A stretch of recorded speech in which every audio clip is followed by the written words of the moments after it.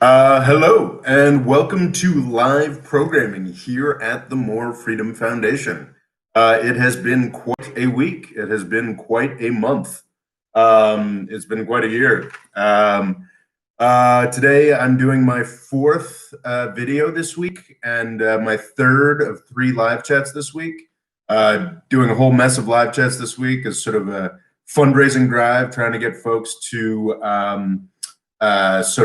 sign up on Patreon, and I'm happy to report it's going really well. I've been really pleased and sort of honored and humbled by the amount of folks who have jumped on to participate. I think that's pretty awesome. Today we're going to be talking about the future. This is one of my less prepared live chats. Normally, when I do a live chat, I've got copious notes and stuff to go through. I've got 1 page of sort of half notes here. It has been it's been a long month. It's been a long week. So I hope you'll bear with me. But I think it's kind of fun, sort of a more free-form one. The presentation this time around will almost certainly be shorter, and that means a longer Q&A period. For those who may be new here, I want to point out, there's a live chat going on the right. You are encouraged to participate in that. You're encouraged to talk about whatever you want. You can, sometimes offensive views are in there. We pride ourselves on having a really wide range of opinion expressed here. You have to be respectful of each other, however. You can be as negative about me as you want. My silly ideas, my silly haircut, whatever. Go nuts, but I ask you to be respectful of each other. Also, don't be overly disruptive of the chat. Once we've started the Q&A period, it is kind of natural to sort of, repeat the same question over and over, and that's okay to try and get my attention. I think that's within reason, that's okay. But listen to Loga. Loga Cool Extreme is the moderator of the chat. There is no appeal from Loga's decisions. If he decides you're being disruptive, he will either put you on a timeout or block you. When he warns you about something, listen to him. He's the sort of dictator of the chat. And yeah, if you want to do super chats, I'd urge you to hold off until I'm finished with the presentation. Of course, super chats I always reply to. As this is the 4th live chat we've done this month, it looks like it's going to be a lighter group, but that can actually be fun. So it'll be more like the patrons only live chat. So I'll be able to deal with everybody's questions and actually maybe even engage in a little more discussion. As you might be able to see, I'm a bit exhausted. It has been a long week getting all this stuff out there, but it's also been a very satisfying week and month for the fundraiser, and I'm really grateful for that. So yeah, let's just chat. Let's talk about the future. The future is something that certainly after a year like 2020, it's possible to be very worried about. Frankly, it's been a really grim year. One of the grimmer years I think that the world has had. Arguably since the World Wars. There have, of course, been many more horrific things in individual countries, but it has been quite some time since the world had to face this grim a set of circumstances together. Now, it's entirely possible that the world will react to this set of circumstances in a positive light. Things could bounce back better, build back better, as I think Joe Biden and a million other corporate advertising campaigns have used. Things could be very positive, or this could be, sort of the first blow of many as things all fall apart. I think that's probably a little less likely, but I will not say with any confidence that things are, what things are going to be like a year from now or 10 years from now. I just don't know. There are a few things I'm confident about, like Saudi Arabia will have a different system of government by 2030, and some other stuff. But As far as sort of what exactly the world will look like a year from now, whether it'll look better or worse, I'm not sure. So what I want to do today is I want to run through a number of the scenarios of what the world will look like over the next year, 10 years, some of them positive, some of them negative. Let's start off with the bad possibilities. I think I've got it written down in my notes as the roaring dystopias. I think a real problem, a real potential problem that has been building, well, that the United States has consciously been building for 3 decades since the end of the Cold War, the U.S. government, but it's definitely been exacerbated by the pandemic, is U.S.-Chinese relations.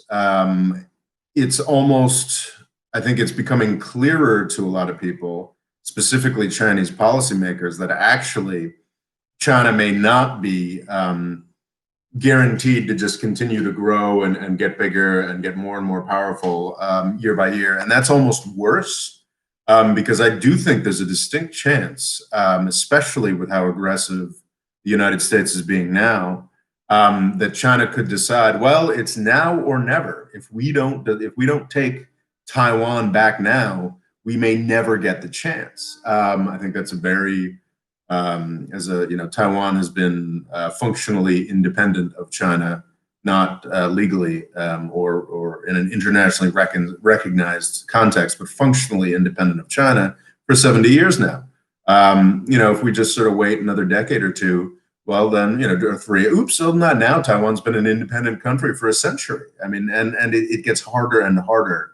For the past 3 or 4 decades, it's been real easy for China to say, well, let's just kick back, and as long as Taiwan doesn't declare independence or nobody goes too crazy, we'll just. I mean, don't get me wrong, there have been like Taiwan Straits crises. I think there've been a number. I think there was one in the Clinton years. I think there was one in the Bush years.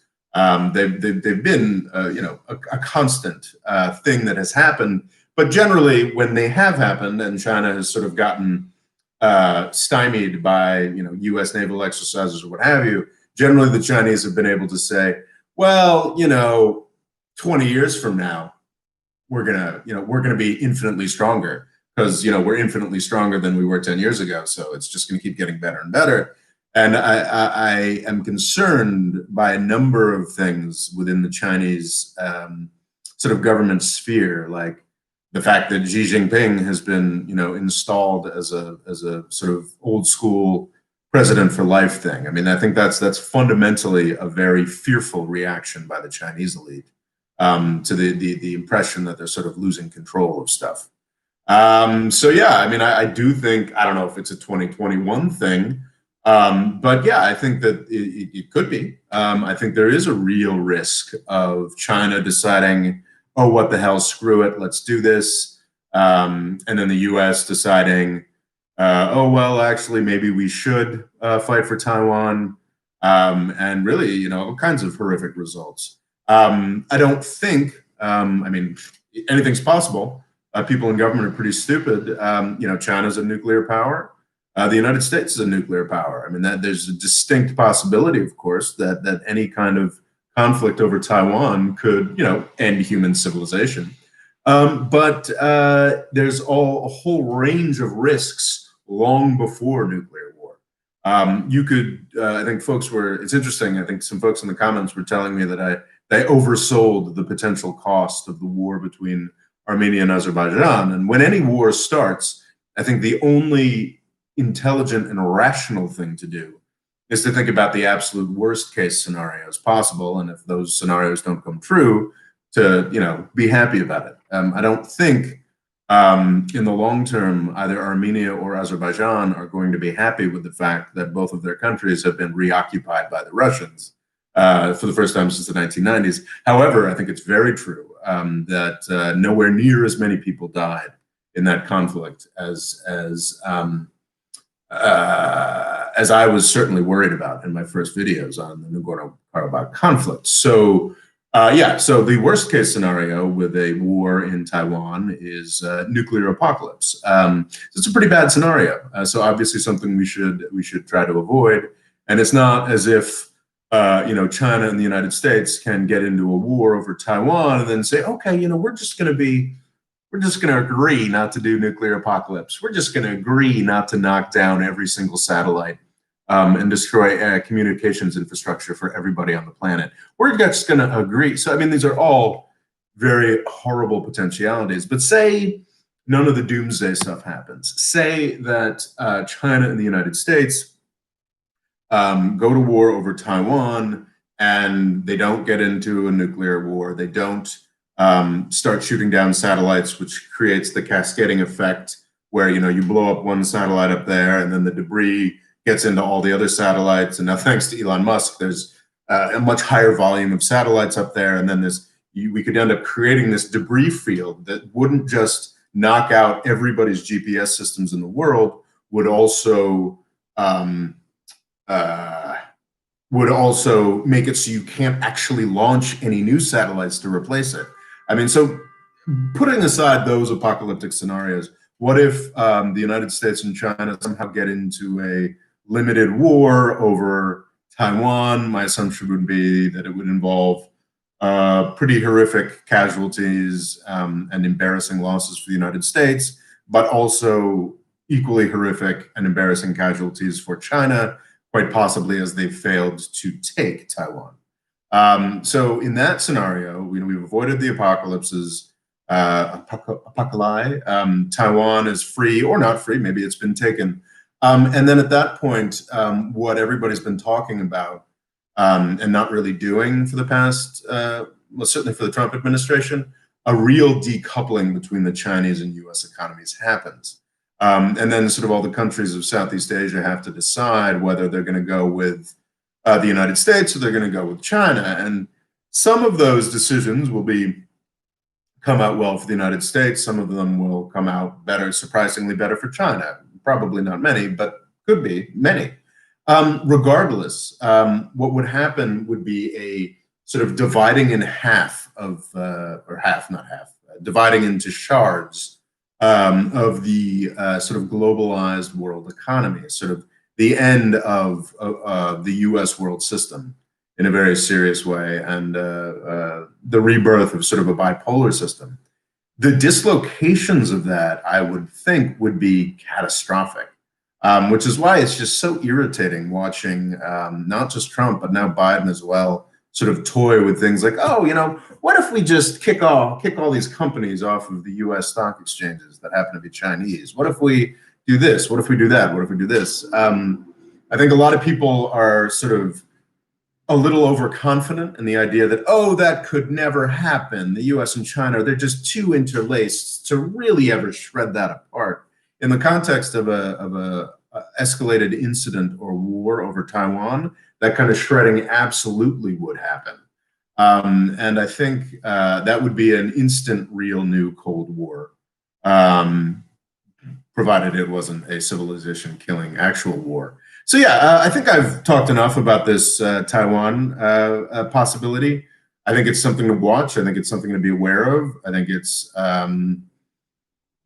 I'm generally against defense budgets, and I think we could very easily defend Taiwan with a fraction of the amount of money we currently waste on the US defense budget.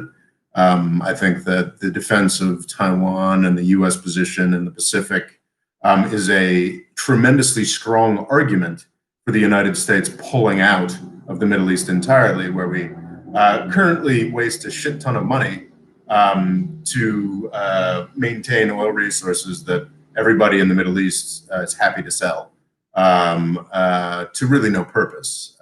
So, yeah, Taiwan is something to watch. I hope to make more films on that. Another disaster scenario is like, okay, well, how about sort of pandemic upon pandemic? You can find endless or just the economic effects of this pandemic sort of solidifying, whether solidifying already established inequalities or just creating worldwide disaster. More, I'm a big fan, as long-term viewers know, I'm a big fan of sort of the history of Rome and the fall of Rome and ancient civilizations, and absolutely all of them. It seems like,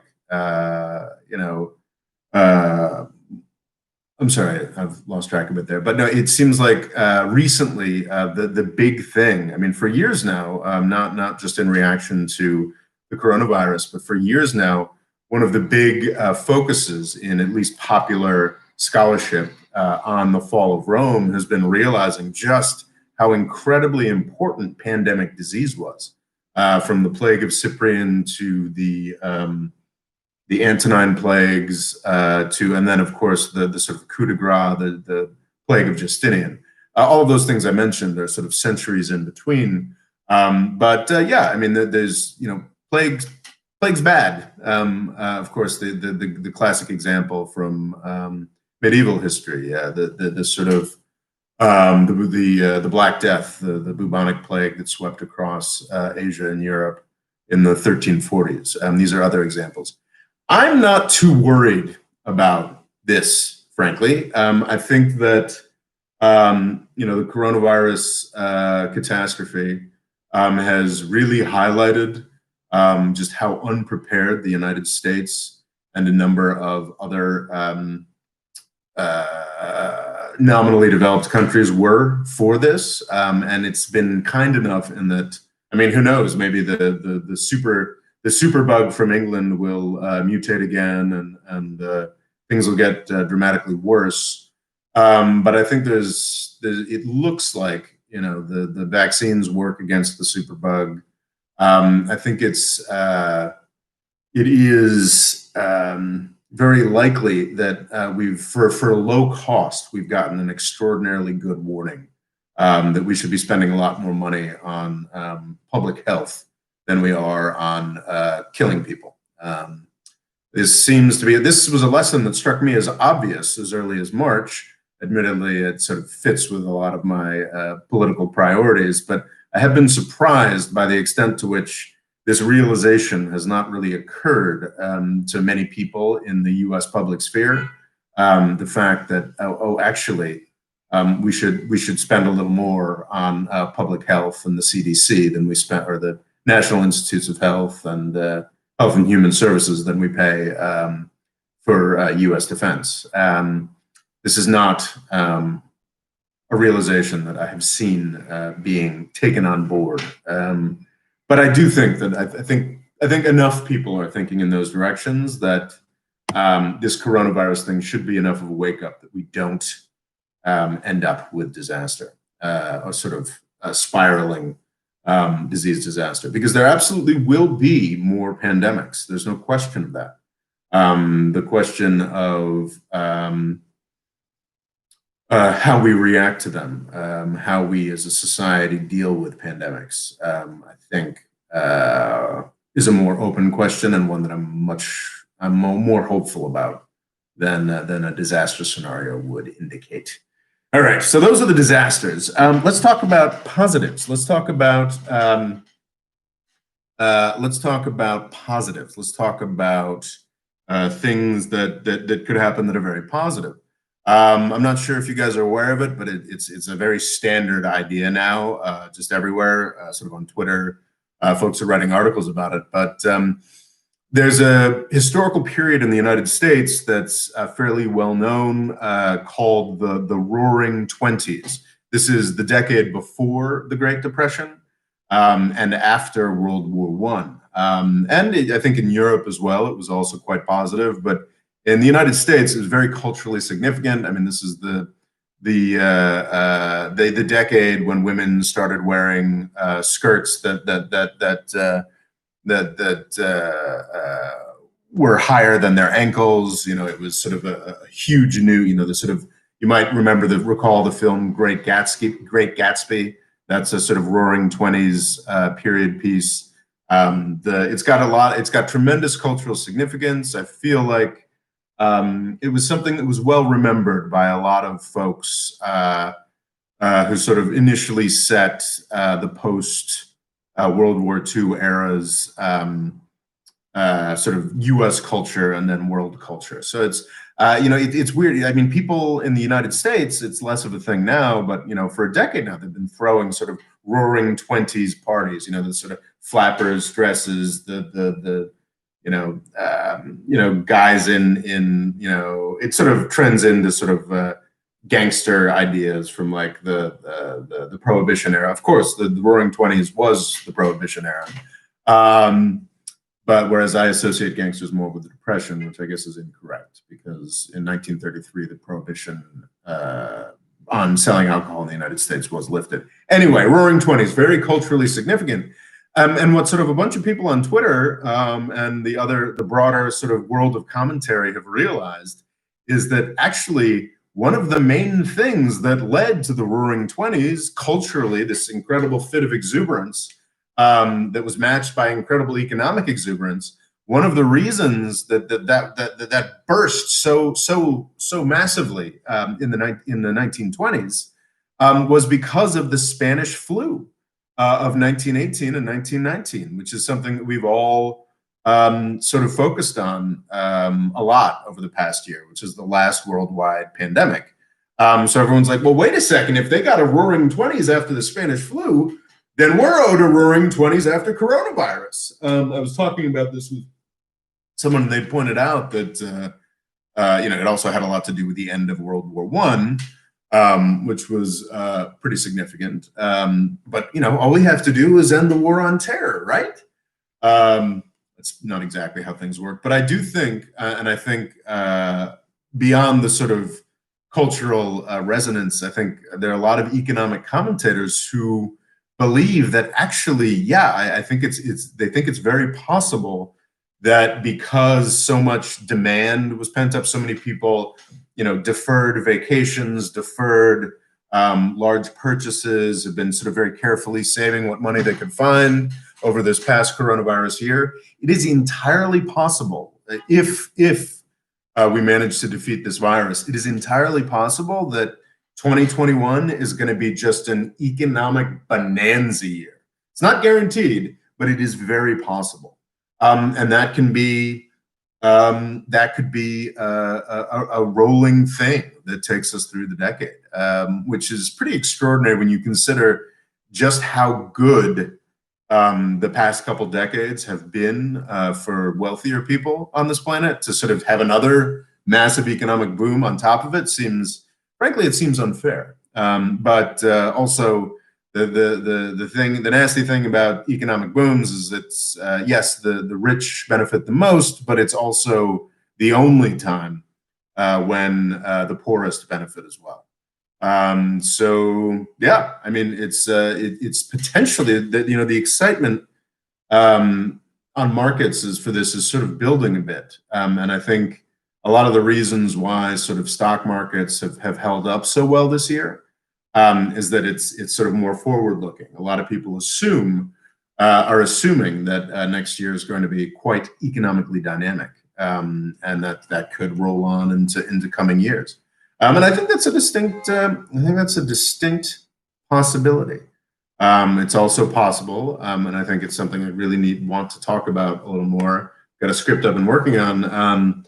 That we end up with a K-shaped recession. I think I talked about this before. It's not a V-shaped recession where the economy sort of goes down because of coronavirus and bounces back, but a K-shaped recession where it sort of the economy goes down and then goes up, and even more for the rich, and just keeps going down for the poor. I think that's another really distinct and horrifying possibility. And if you want to talk about long-term dystopia, long-term societal collapse, if we go through the sort of, I think people had already pointed out that we were already back. Forgive me if I'm using U.S. historical analogies too much, but they do sort of tend to work, and the United States is sort of a big place. But we're sort of already at Gilded Age before coronavirus. We were already at Gilded Age U.S. 1890s era levels of economic inequality. If we get a K-shaped recession, it's going to force us even further in that direction, and that's a path that does lead to sort of dystopia and sort of long-term economic collapse. So yeah, that's something to be concerned about that hopefully won't happen. um, more positivity, more positivity. So I think you folks all know I don't really focus on the environment much. It's not really my thing. I don't. It's sort of like the way that I've avoided talking about coronavirus. I have engineer and scientist friends that I trust very much, who assure me that global warming is very real. Human beings are definitely causing it, and a certain level of panic about it is appropriate and right. But I can't speak to that sort of thing because I just don't have the scientific background. I've tried, I tried to read some IPCC reports. I started a book talking about how that science works back in August, and I remain about 10, 15 pages through it. However, I do think that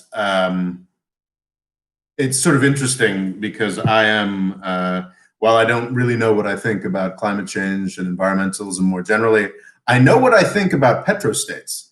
I know what I think about the influence of fossil fuel extraction politically, not just with famously malign petrostate politics in the Middle East, Russia, places like that, but also at home here in the United States.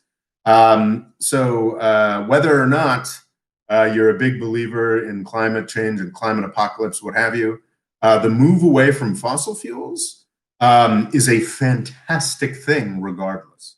And that is something that I think some real hope around the Biden presidency is something that is quite warranted. And I think that some of the stimulus money, interestingly, in the stimulus package that I think was finally just passed, people were pointing out that there was actually already some fairly good green legislation, but not, I mean, not awesome, but a lot better than they were expecting from this president and this Congress. And I think any stimulus that's going to be done in the Biden years is likely to be very environmentally focused. And this is a video, I mean, I was toying with doing this video before Biden was elected, and I may end up doing it. I think Biden's gonna, this overstates it a little bit, but I really do think Biden could be the president that sort of solves climate change, which may sound silly because there's a lot of stuff saying, oh, the world's going to end in 10 years unless we change everything. We're going to have to overthrow capitalism before we can, before we can save the planet from climate change. That's sort of a lot like the folks who were saying, oh, we have to overthrow Assad before we can defeat the Islamic State. A lot of people letting their political priorities get in the way of actually solving the problem. I think that because I really do think, and this I do pay a lot of attention to. Like I said, the science of climate change has always been a little bit too much for me. But the energy industry is not, and it is undeniable to me at this point that the energy system is going through absolutely once in a century change, dramatic, shocking change. This is stuff that was mostly put in train by, honestly, Germany with their Energiewende, which U.S. commentators used to mock so much, how silly it was that the Germans were paying so much money for solar and wind power, and it was irrational, and they were wasting money and and there are a lot of people in the U.S. fossil fuel industry who mocked them for 20 years, mocked the Germans for this for 20 years. Well, what the Germans did was they drove up the usage of these technologies so high that the cost plummeted.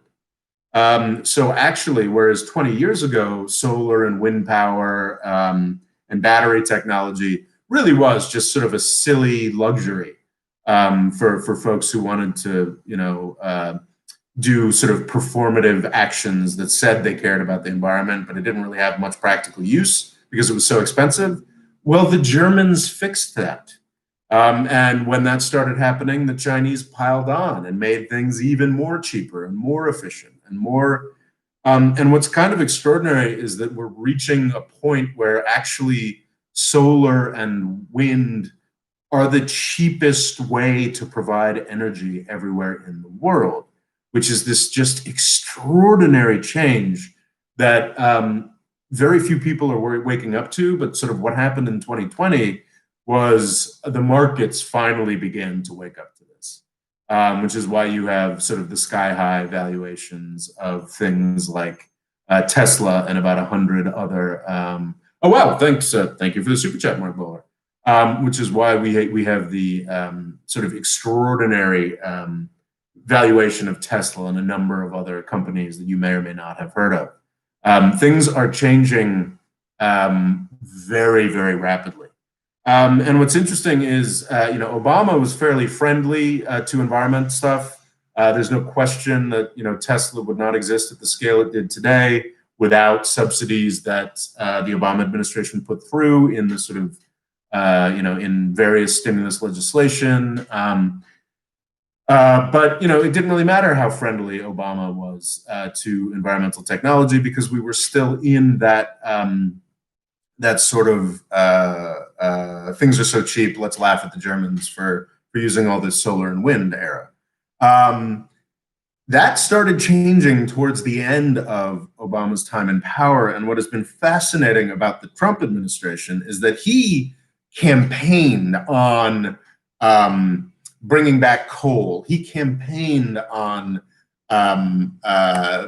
doing wish fulfillment for every fossil fuel extractor, every fossil fuel industry, and he's worked his hardest to do it.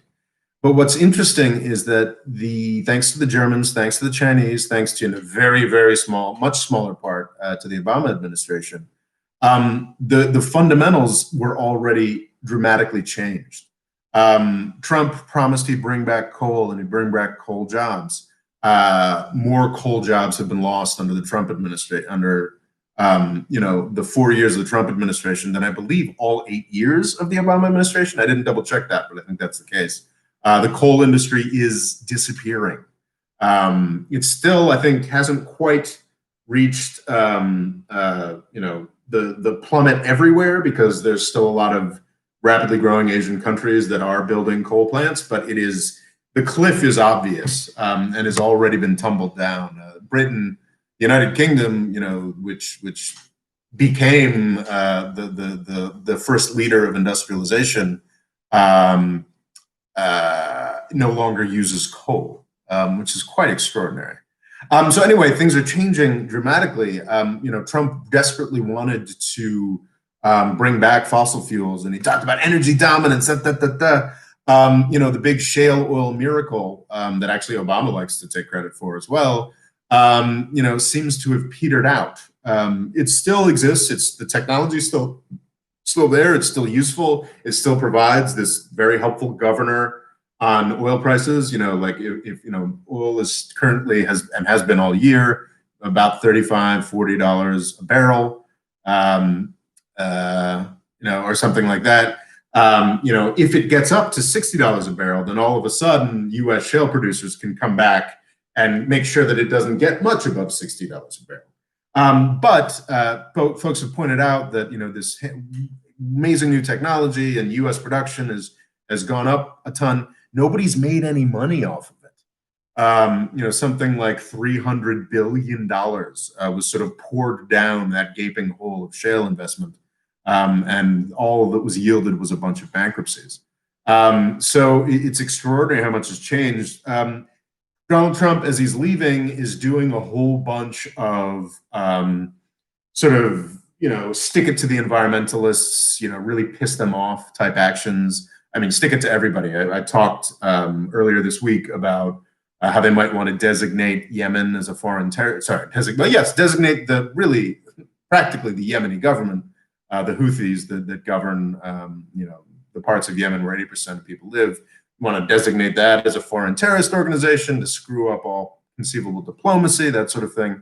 But one of their really awful things from an environmental perspective that Trump wants to do is we're going to open up the Alaska National Wildlife Reserve for oil drilling. I mean, it's a really nasty thing that, Republicans have wanted to do for a very long time, and have, so, we're doing it. We're auctioning it off. Who wants to buy these licenses? And basically, most fossil fuel companies are sort of like, I don't want those licenses. It's fascinating because there just isn't really a market there for it anymore. So what Biden can do now, if Biden had won the election the way that I thought he was going to win, I talk about how I called this election very wrong in my, why Biden's in a video about a month ago talking about why Biden's presidency now succeeds or fails in Georgia. If he had won it as convincingly as I thought he would win it, I think we would have gotten a serious Green New Deal, not the sort of like, hyper socialist Green New Deal that a lot of folks are talking about, but basically a Green New Deal that poured like $500 billion into battery technology.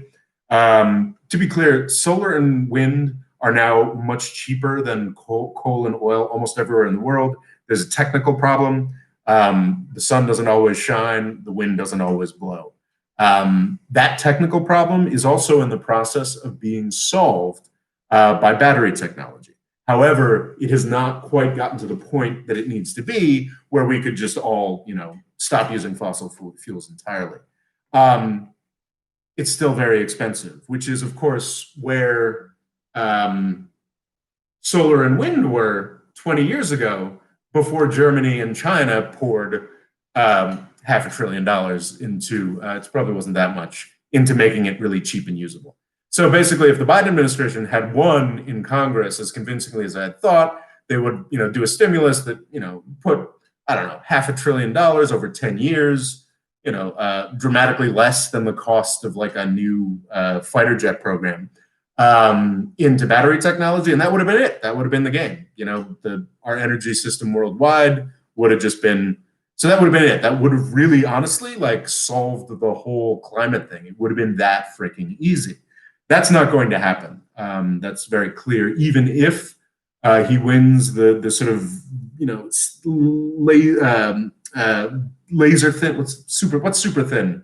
The incredibly thin Senate majority by winning both of those Georgia Senate elections. You've got to deal with Joe Manchin. You got to deal with other conservative Democrats. You got to deal with all kinds of things. We're not going to get a big Green New Deal. However, presidents are still tremendously powerful by appointing just people who aren't insane oil industry lobbyists at the EPA, at a whole range of other agencies.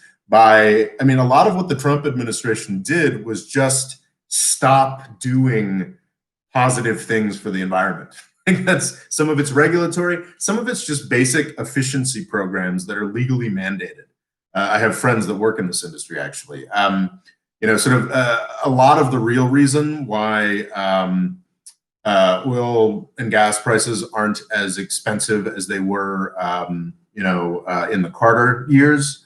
A lot of that has to do with new sources. A lot of it has to do with renewable sources, but the most important is probably efficiency. So just doing like the efficiency programs that the Trump administration stopped. These aren't new programs. They aren't even new regulations. It's just, so there's so many things that even without the Senate, even without a Green New Deal, basically for 4 years, Trump has been doing absolutely everything he could with the eager help of every energy lobbyist and energy company on the planet to sort of hold back this deluge of renewable fuels.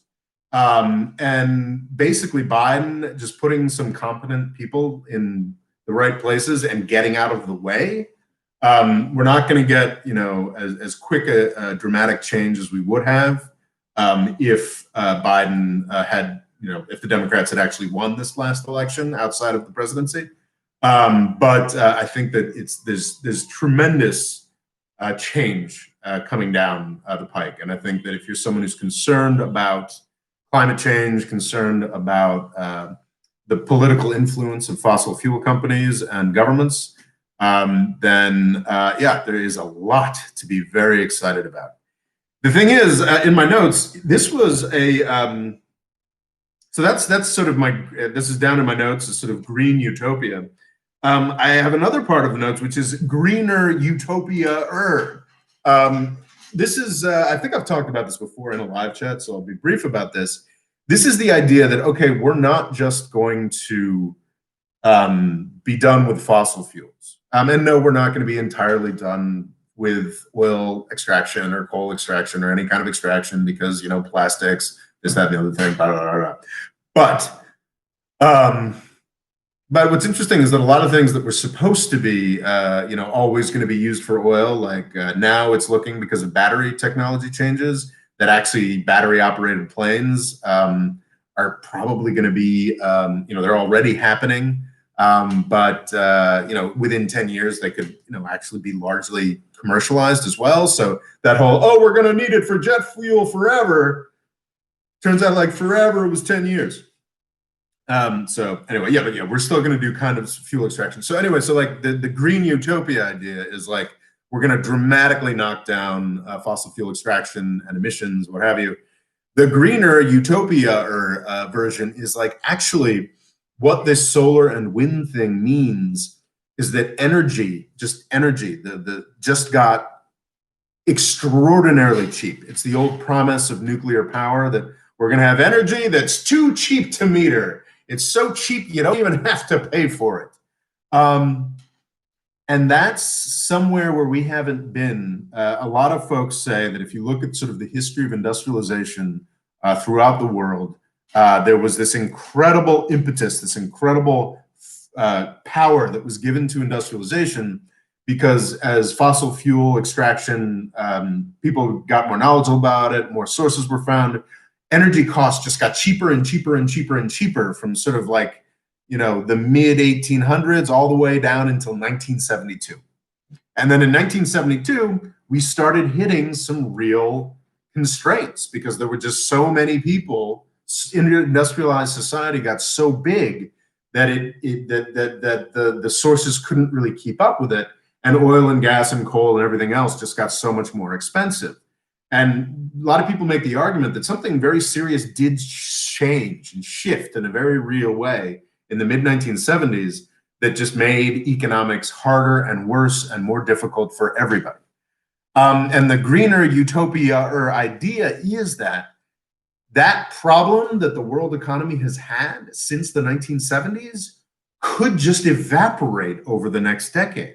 So this new battery technology stuff means that we can do all kinds of stuff that, you know, we just imagined and sort of all kinds of stuff we had to give up on, you know, like you know, maybe we're going to get those flying cars, maybe we're going to get those jetpacks, but more importantly, maybe we're going to get a world where, you know, combined with other technologies, you know, 3D printing, material stuff that's come up, you know, just a world of extraordinary science fiction abundance. Of course, this may sound familiar to you know, any folks my age or older on the chat. This is much akin to that old idea of the singularity. Ray Kurzweil was sort of famous for that. If you were like me, a nerd in the early 2000s, you've heard a lot about the singularity, this idea that, you know, technology is going rapidly forward so quickly that we're just going to reach this point where everything accelerates and we all become gods, which is was something that, the singularity folks were like, oh, it's happening by 2020 for sure. You can find books from, you know, 15, 20 years ago that talk about that say it's happening in 2015 or what have you. That obviously, you know, has not happened. So that's what I say. I mean, this is sort of still, I find it hard to credit, but I do think it's a very interesting way of looking at the world, and it's something to be just sort of tremendously optimistic about. And I look forward to, you know, seeing if it happens and being able to talk about this with all of you for years to come, hopefully. I am, of course, always eager for more people to sign up on Patreon. But I think I can happily say that because enough people signed up on Patreon this week, I'm going to finally, this is an amazing place that I'm house sitting at. And for the past year, well, for the past 6 months, I've been in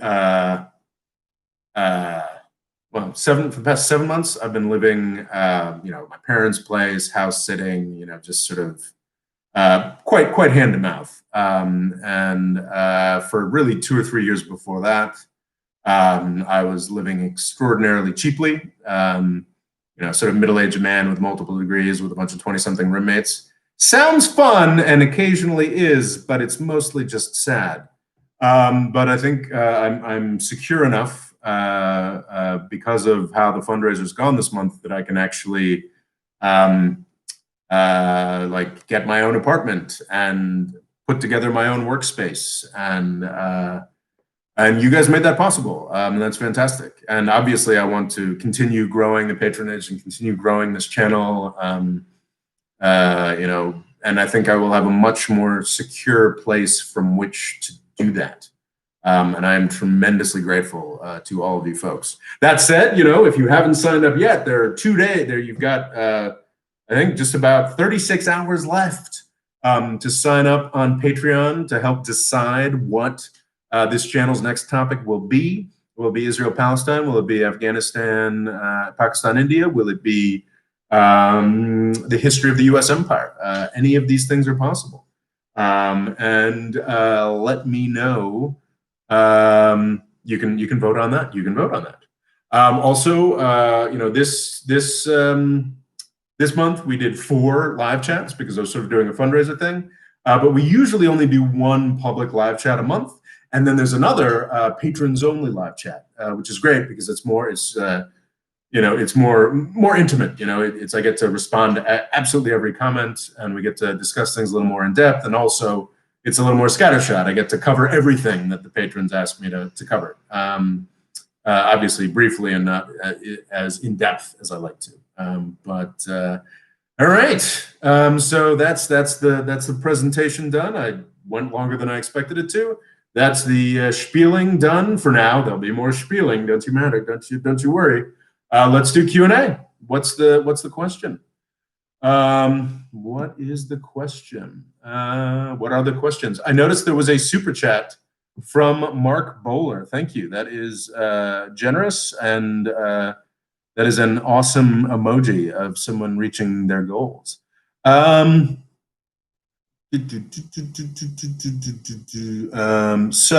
Mark Bowler has no actual questions. I have to say, you guys might recognize his name. He is sort of the mainstay. I think he's now one of 3 producers for the channel. He's definitely, for quite some time, been one of the most generous supporters of the channel. Thank you to Mark. He's definitely, I think he hopped on back in 2017 and definitely has kept this channel going in a very significant way.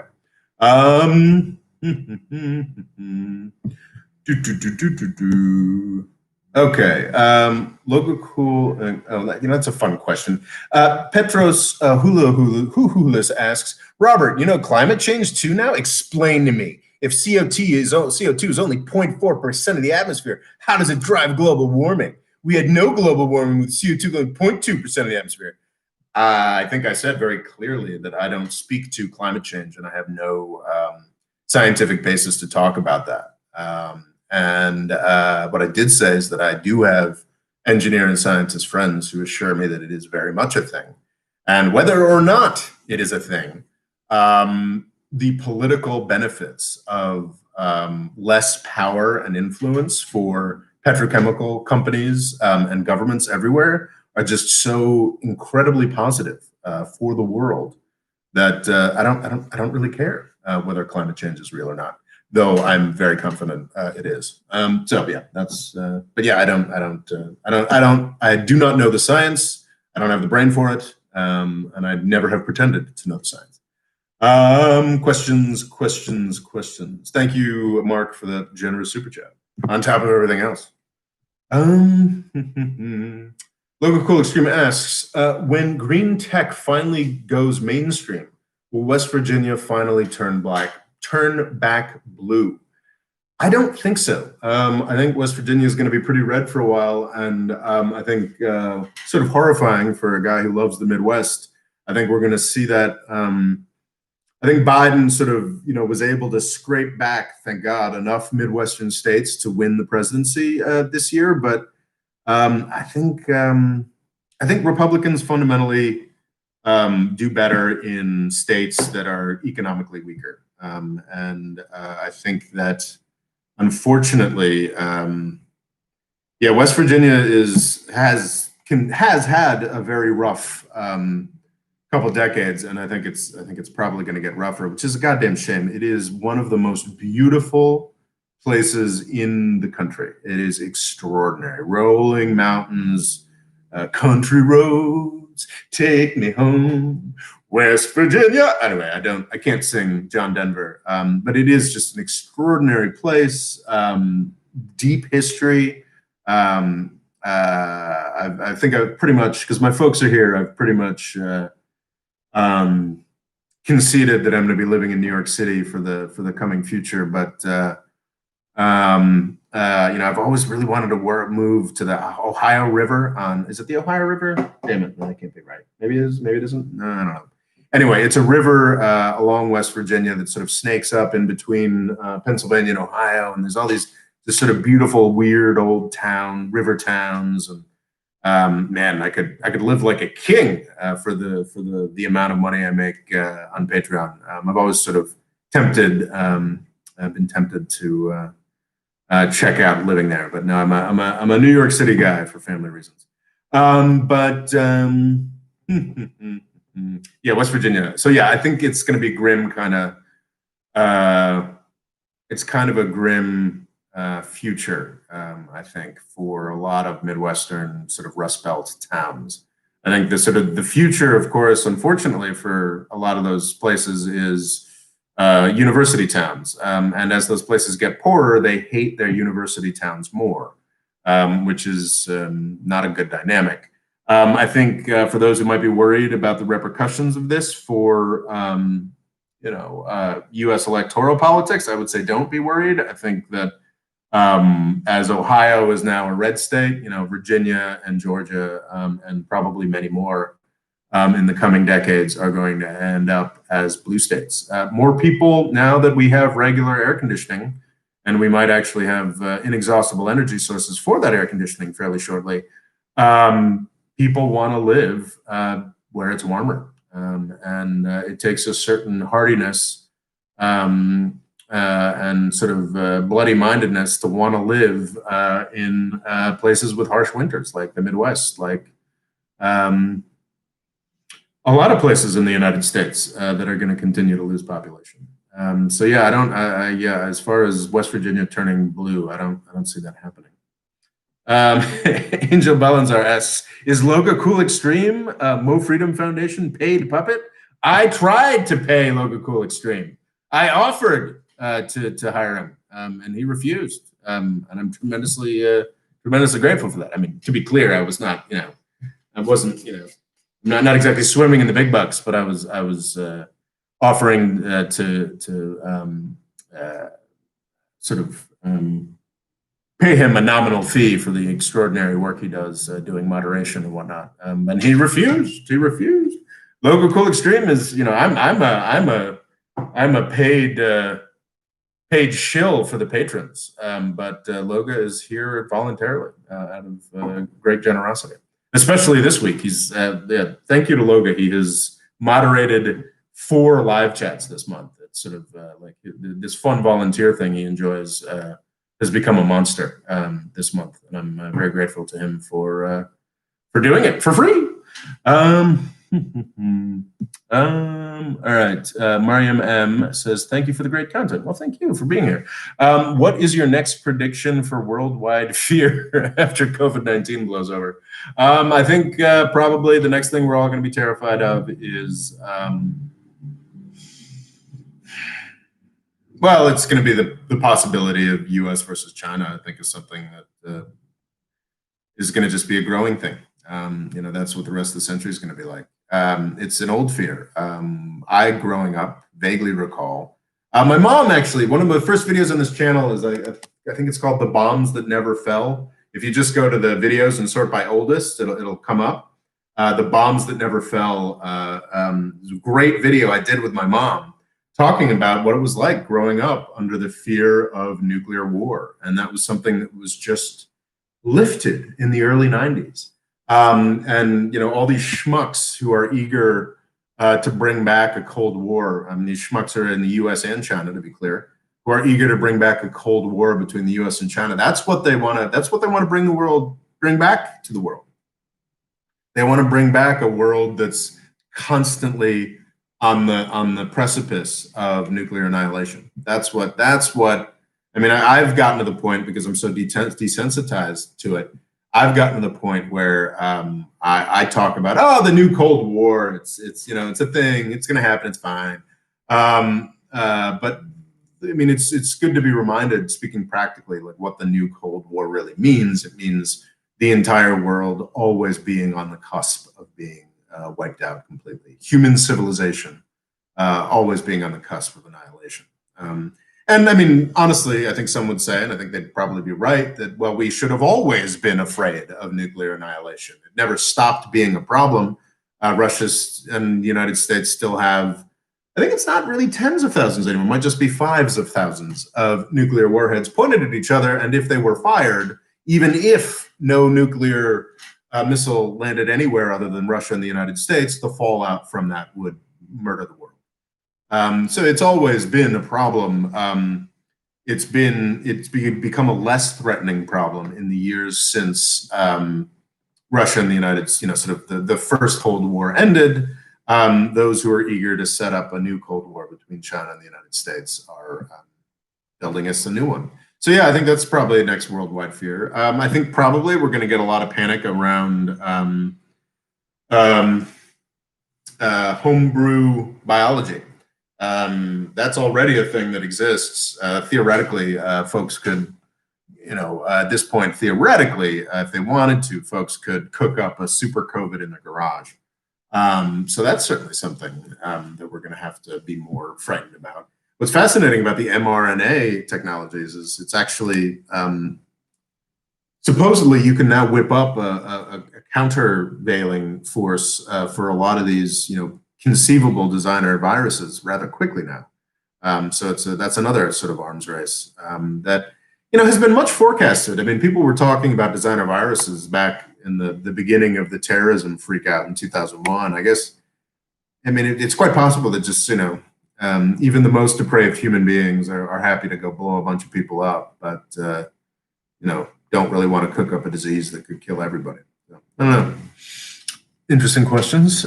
We have a super chat from Brando. We have two super chats. Jesus, I'm sorry. I've fallen behind. Okay, Brando Commando asks, it was very generous. Thank you, folks. Brando Commando says, GM announced that Cadillac and Hummer are going to try and compete with Tesla by going electric. GM turns a huge profit without government green subsidies like Tesla and has a longer manufacturing base. Could they go toe-to-toe? That's a fascinating question. And I think this was one of the reasons why nobody was interested in Tesla for a very long time. This is one of the central arguments of the Tesla bears. You guys are familiar with that concept, the bear market and the bull market? If you're bearish on something, you think it's going to go down. If you're bullish on something, you think it's going to go up. I have no idea why those things, that's the terminology. But the Tesla bears were a lot of people who spent a lot of money and lost an extraordinary amount of money short selling Tesla, making bets that the Tesla price would go down. And for years, that was always what people said about Tesla. They're like, well, look, okay, sure, this is kind of interesting. This is kind of fun. But as soon as Tesla makes a dime, the real car companies are going to come in and wipe Tesla out. I believed that for sure. That made a lot of sense to me. But that has continued to not happen. I think, when did the Model 3 come out? When the Model S came out, what was interesting about the Model S is it's a car that costs $60,000 at least. It is an expensive hyper luxury car. And what I think was it 2018 or 2019 where it became the most it became the best performing luxury car in the United States. The Model 3 came out, and it's Tesla's now selling hundreds of thousands of cars a year. And it's interesting because another reason why Tesla was always going to get beat is, it was just so laughably tiny. And why is its market cap this size when it makes such a tiny, tiny fraction of a fraction of a fraction of as many cars as General Motors makes? I think I looked at it a little while back, and that fraction, it's still a fraction, but it's a bigger fraction. Like, I think Tesla now makes something like, that can't be right. Maybe it wasn't General Motors, but it was some other big time car company, and Tesla was making like a tenth or like a seventh as many cars. And if you look at the sort of the trajectory of Tesla's production, it's nowhere near the insane, ridiculous, overvalued share price of Tesla, but it is a hockey stick graph. So yeah, and I think about 3 or 4 years ago, a lot of companies like General Motors and others started getting a lot more serious about electric cars. General Motors, I believe, has had an electric, certainly hybrids, but I think it's had an electric car on the market long before Tesla did. But it never, the Chevy Volt or something, is that GM? But it never really put much marketing money behind it. Elon Musk, without much marketing money, has successfully created a sort of cult, intentionally built really, really flashy cars for rich people. It's actually quite similar to the model that allowed Facebook to take over the world. They sort of started with prestige universities and sort of built down from that.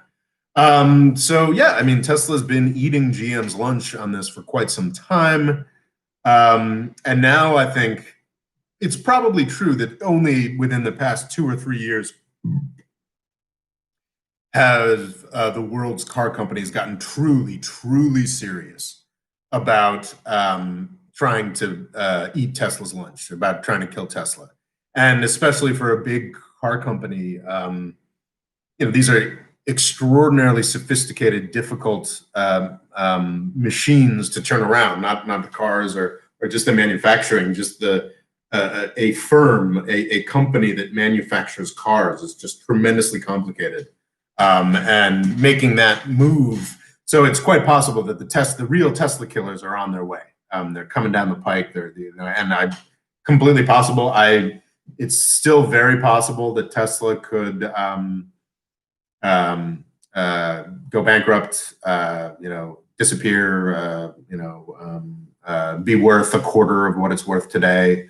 All of those things are very possible. I think that Apple's now coming after them, which I find a lot less credible. So yeah, Apple announced that it's going to start doing electric cars in a couple of years, which seems crazy to me. So yeah, I don't know, but Tesla, Elon Musk, betting against Elon Musk hasn't worked out thus far. Yeah, I would sell if I had purchased my Tesla shares this year, I'd probably sell them. But I purchased my Tesla shares at $10, so I'm fine whatever happens. So I didn't purchase many, to be clear. But anyway, so yeah, could they go toe to toe? Christopher Murtaugh says, how can we counter the simplistic right versus left political tribalism, which has been utterly corrupted and become a morally bankrupt epistemological dumpster fire? That's a great, in my opinion, your posts are a good start. Thank you for that. How can we counter the simplistic right versus left political tribalism, which has been utterly corrupted and has become a morally bankrupt epistemological dumpster fire? In my opinion, your posts are a good start. Yeah, it's nuts. I think tribalism is the right word. I think we just need more people to recognize that. But I would like, honestly, I think what would be most, a lot of people are like, well, you should defer to the experts or whatever. No, what I think is that more people should become experts. I'm not any smarter than anybody else. I'm not, I do have a little more free time than anybody else because of the generosity of you folks. And I made a number of decisions to sort of opt out of the sort of standard bourgeois career path. But I think what we need is more experts. I think if you care about politics, like stop looking at it like it's another fucking sports team. Because I think, unfortunately, disturbingly many people, even people who are quite knowledgeable and are experts, look at uh, politics like it's a sports team, like it's I really care. I really want the University of Michigan football team to do well. But that shouldn't be the way that I look at my government. And I think for a disturbing number of people, people in my family who have always been Republicans, and uh, find Trump disgusting, but they're Republicans. Even fucking Jim Baker. Jim Baker's a really interesting figure. I think if you're on the left, you think he's a scary monster. But Jim Baker was the Secretary of State for George H.W. Bush, probably the last effective foreign policy president we've ever had, from 1989 through 1993. Jim Baker was Secretary of State. I think quite rightly, very respected, intelligent figure in foreign policy. And yeah, I mean, it came out that he voted for Trump because he's on team conservative, he's on team Republican, and it's while also writing op-eds about how stupid everything that he's doing in foreign policy is. So yeah, it's quite sad, this idea that our government, our politics should be based on sports teams. I think so. I think the answer to that is for more people to learn more. Anybody who's on this chat, can learn more about a given topic than anybody in government, anybody in media. There's no reason why you can't, and become is a hobby. You can become more expert, certainly than me, certainly than anybody who's working on a given issue, in geopolitics or any kind of bit of public policy. Just become an expert, just get to know it really well, get to know it well enough that you can say, that guy's saying is fucking stupid. And I think that's a more interesting use of people's energy, than ooh, is the blue team or the red team or the green team or the purple team. I mean, it's just, yeah. So that's a very big question, Christopher Murtaugh, and I hope that was a helpful. I hope that was at all helpful. What I just said about that. And thank you for the generous super chat. We've got a lot to catch up with here. And this is amazing. There was another one, wasn't there? Wait, Gary Davidson. No question. Just want to thank you for the hard work and research you do on the subject matter. Thanks. Well, thank you, Gary Davidson. I will say honestly, it is a pleasure. You guys have given me an extraordinary gift, that I get to do this, and I'm tremendously grateful. I have the best job on the planet, and it's thanks to you guys. I'm very grateful. Thank you. Gary Davidson. Gurhan A says, Petros, please shut the fuck up. Well, I'm sorry, Petros, but he did make it a super chat, so I do have to say, Petros, please shut the fuck up. I feel terrible about that. But I encourage folks to be strident and have opinions. That's good. But Gurhan Hay says, Petros, shut the fuck up. And I trust that Logan's still here and Petros is not actually being disruptive. Because yeah, if you asking questions is not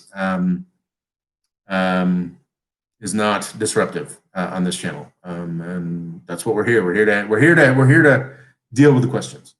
Yep. As Logo Cool Extreme quite rightly says, being annoying is no excuse to get kicked out. And Petros, no, you shouldn't really shut the fuck up. But Gurhan A definitely wants you to shut the fuck up. All right, I should stop. My brother watched one of these for the first time ever over the holidays, and he told me I should swear less, and I think he's absolutely right about that. All right, questions. James Cook, what's in store for Latin America during the Harris-Biden administration? I think that's a really great question, and one that I've ideas, sort of half-formed ideas upon, and have not made a video on. I am worried, desperately worried about the Middle East under the Biden administration. I think that There's a very real, distinct possibility that the Iran nuclear deal will be brought back, and that is a fantastic possibility and a very something that I think some people are being too pessimistic about. I think it's not guaranteed to happen, but it is very likely to happen, and I am very excited for that to happen. I think that the war in Yemen, we could finally see. I mean, the war in Yemen is not going to end, but if the U.S. and Saudi Arabia could get out of it, then the prospect of I don't know, half of Yemen starving to death will be over. So yeah, the war, war will continue in Yemen, but if it's just the Yemenis figuring shit out for themselves, it'll be a lot less damaging than Saudi Arabia's invasion of Yemen. I think that's a good clarification that I think came up in that I think there was a comment somewhere that sort of made me think about that. Yeah, I mean, I don't want to say that like if the U.S. and Saudi Arabia get out of Yemen, everything's gonna be hunky dory, but it will be dramatically better because there won't be an embargo on basic foodstuffs to Yemen anymore. An embargo on, I'm sure it's not officially against basic foodstuffs, but that is practically what it is as Saudi Arabia destroys all of Yemen's transit infrastructure. So, and I'm desperately worried about what the Biden administration is going to do in Syria. I don't expect anything positive there. I expect it to, if possible, be worse than Trump. I expect the Biden administration to stay in Afghanistan for another 4 to 8 years, which are all stupid things. In Latin America, however, so I think that was a very long way of saying that I think in the Middle East, there are certain baked-in aspects of U.S. policy that are going to continue being shitty. And on this channel, and I think in a wide galaxy of activists everywhere are going to have to scream really loudly to make positive things happen with U.S. policy in the United States. However, I don't think that's the case in Latin America. I think that there is a real, when it comes to the Middle East, broadly, generally, Republicans and Democrats, more or less the same. When it comes to Latin America, I don't think that's the case anymore. I think Obama went off in a very different direction that was actually facilitated by Bush's absurd focus on the Middle East. Up through, the United States has a horrific history with the Middle East, with Latin America. It was the first place that we had the power to abuse, and we abused it mightily. Throughout sort of our first foray into being an imperial power was in Latin America. We've invaded and/or occupied. It seems like not almost every, but half the countries in Latin America we've invaded or occupied for some period of time, and all of them have been on the sort of business end of our disastrous focus on regime change and, worrying about communism or this, that, and the other thing. That has changed since the Cold War. I think Clinton wasn't particularly, I mean, there was I think he occupied Haiti and maybe another country.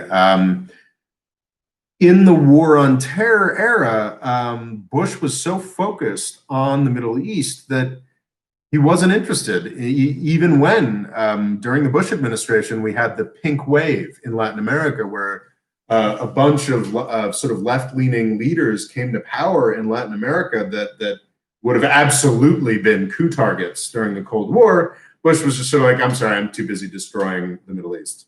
And he didn't care. And Obama was basically like, I don't care either. And this is brilliant. This is perhaps inadvertent. But I think we've really seen in Latin America how amazing it is when the United States just sort of stays the fuck out. Even if you're, someone with sort of like a more right-wing conservative, and I still have a very business-focused focus on politics. What's happened in Venezuela over the past 20 years is freaking fantastic for a traditional conservative, business-focused view of U.S. policy. The socialists came to power in Venezuela and they destroyed the oil company and they've destroyed the country. This is great. It's obviously a humanitarian catastrophe and we should be doing more to help the Venezuelans. We should not be doing what Trump is doing, which is attempting to murder all of the Venezuelans. But yeah, it's, a left-wing guy was in power in Ecuador, and then didn't work out. So a right-wing person came to power, and then I guess the left-wing people are in power in Argentina again, but the right-wing guy had a chance first. It's normal politics are happening in Latin America, and it doesn't cost the United States a goddamn thing. And that's amazing. And I think that Obama really leaned into that. And I think that Trump, one of the worst things about the Trump administration is that he's sort of tried really hard to bring back the bad old days. We picked a new president for Venezuela, which is, fucking James K. Polk wouldn't have done that. That's just the arrogance of that is insane. That failed miserably. Good. We did a coup in Bolivia that also failed miserably. Good. And I think that the people in the Biden administration will reserve their sort of defense industry sponsored fuckery for the Middle East, and will look at Latin America and hopefully say, you know what? Let's just let it go its own way. And I think that would be fantastic. I don't think, as is indicated by how desperate the Trump administration is to put about stories about Russian or Chinese or Venezuelan influence. If China opens a naval base somewhere in Latin America, well, then unfortunately that's going to become a very different story. But if, outside of Latin American countries, letting in Chinese soldiers, I can't imagine a real case for Trump-style Latin American idiocy in Latin America under the Biden administration. So I'm cautiously hopeful on that. So yeah. There is a super chat I missed. Yes. Wait, have I missed another one? I think I'm. Yeah. Petros, please. Yeah. Okay. Thanks, folks, for being very generous with super chats. Brando Commando says Dems have talked about getting rid of the Electoral College. If it happened, could the GOP survive, or would it die out? Is the future of U.S. a direct democracy where it's a tyranny of the majority? I think we're going to stop hearing about doing away with the Electoral College in about 2 cycles when Texas sort of turns blue normally. But, I think that the reason that a lot of these institutions have survived for so long is that a lot of people sort of make assumptions about the U.S. political settlement that just sort of assume they're always going to be the case. I think people have been talking about blue and red states and how there's blue states, there's red states. I'm sure people have been talking about how certain states have certain partisan affiliations as long as there's been a United States. But the blue state, red state model is sort of, I think, a cable news created thing over the past 20 years or so. Someone had pointed out that, if you look at those first blue state, red state maps from 20 years ago, Virginia and Colorado are incredibly deep red states. Those are the Republican strongholds. And 20 years later, Colorado and Virginia are some of the most reliably Democratic states in the Union. Ohio was a Democratic stronghold. West Virginia was a Democratic stronghold. Those are now red states. I think that a lot of these reform efforts founder on the fact that the politics changes.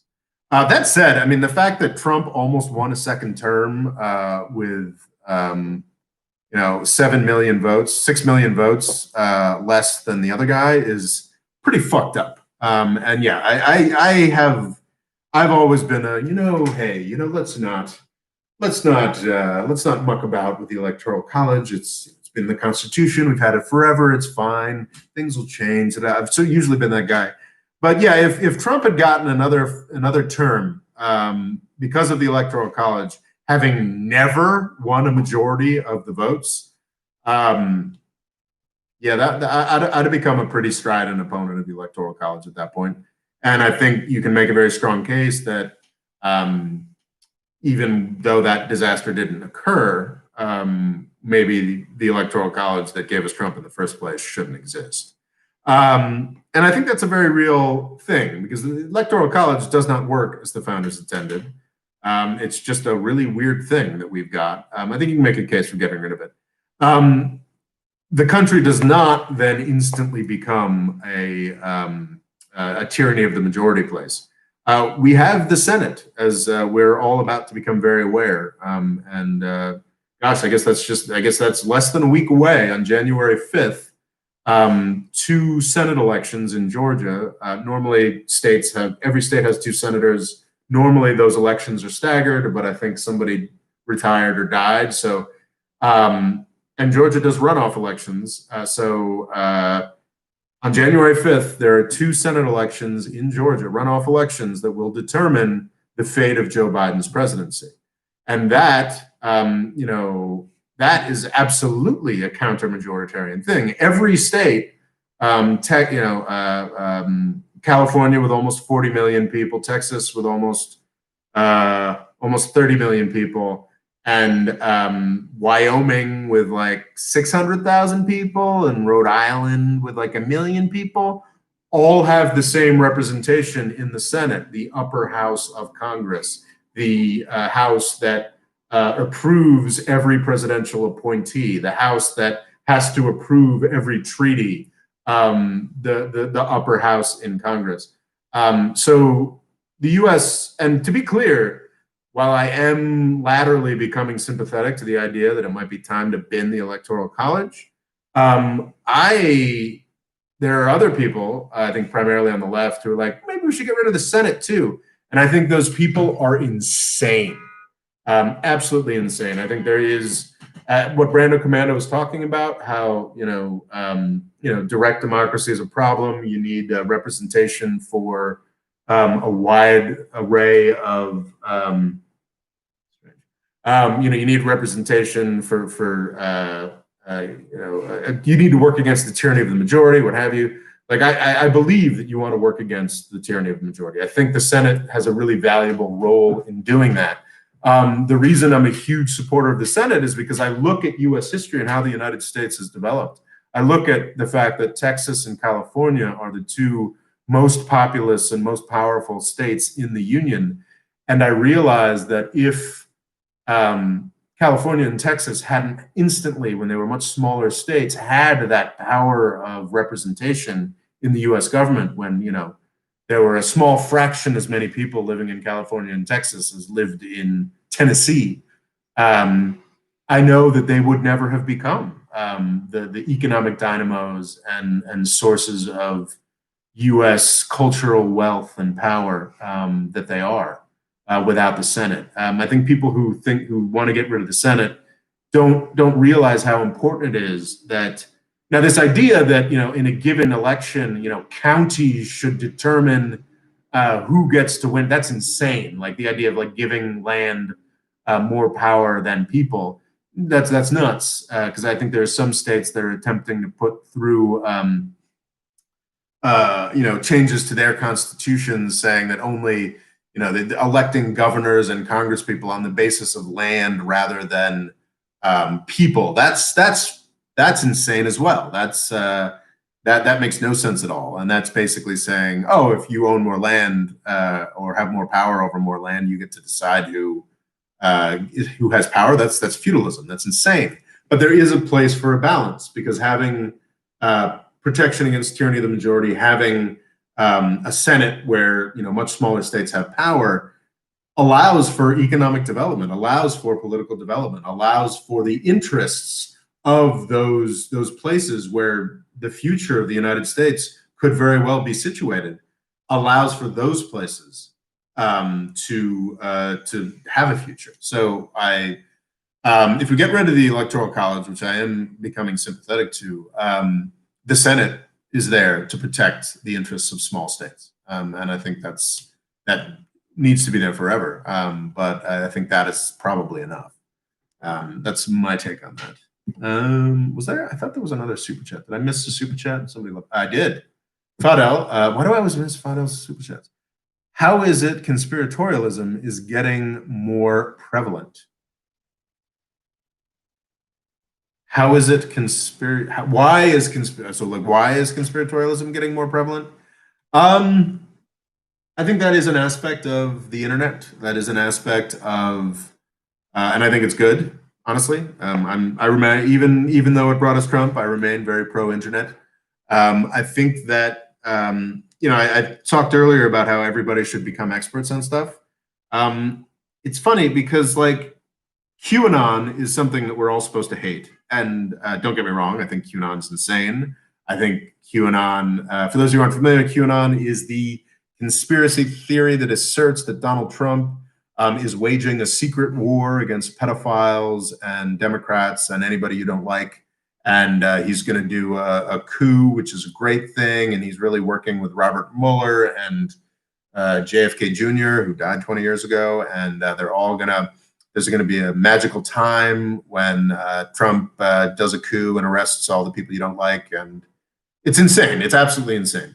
But what's interesting about like this broader suspicion of elites and whatnot is like, they're not wrong that the Democratic convention eagerly welcomed a pedophile to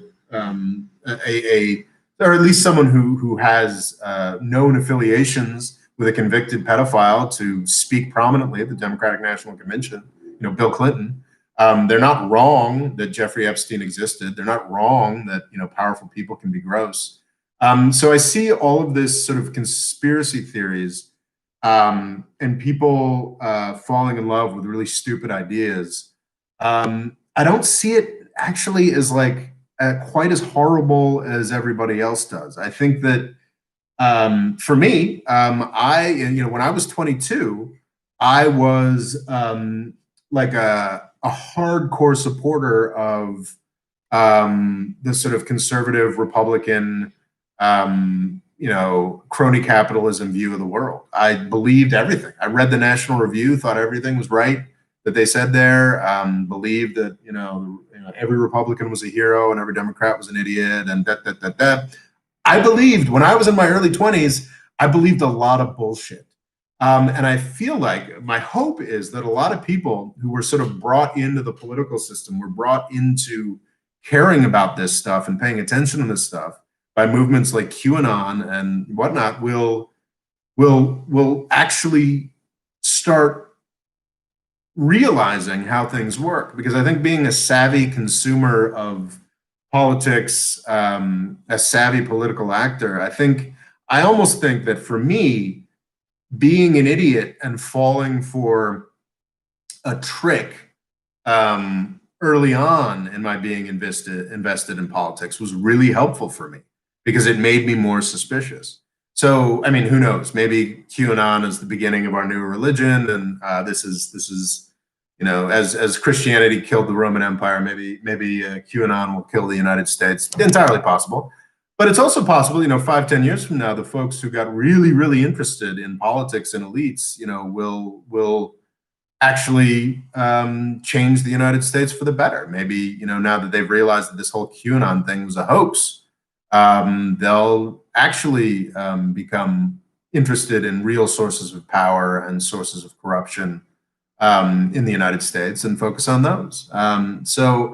Yeah, I think the conspiratorialism is becoming more prevalent because of the diversity of news sources and the ability to have a platform for anybody. And I think that's very much a good thing, honestly. I still do. I think that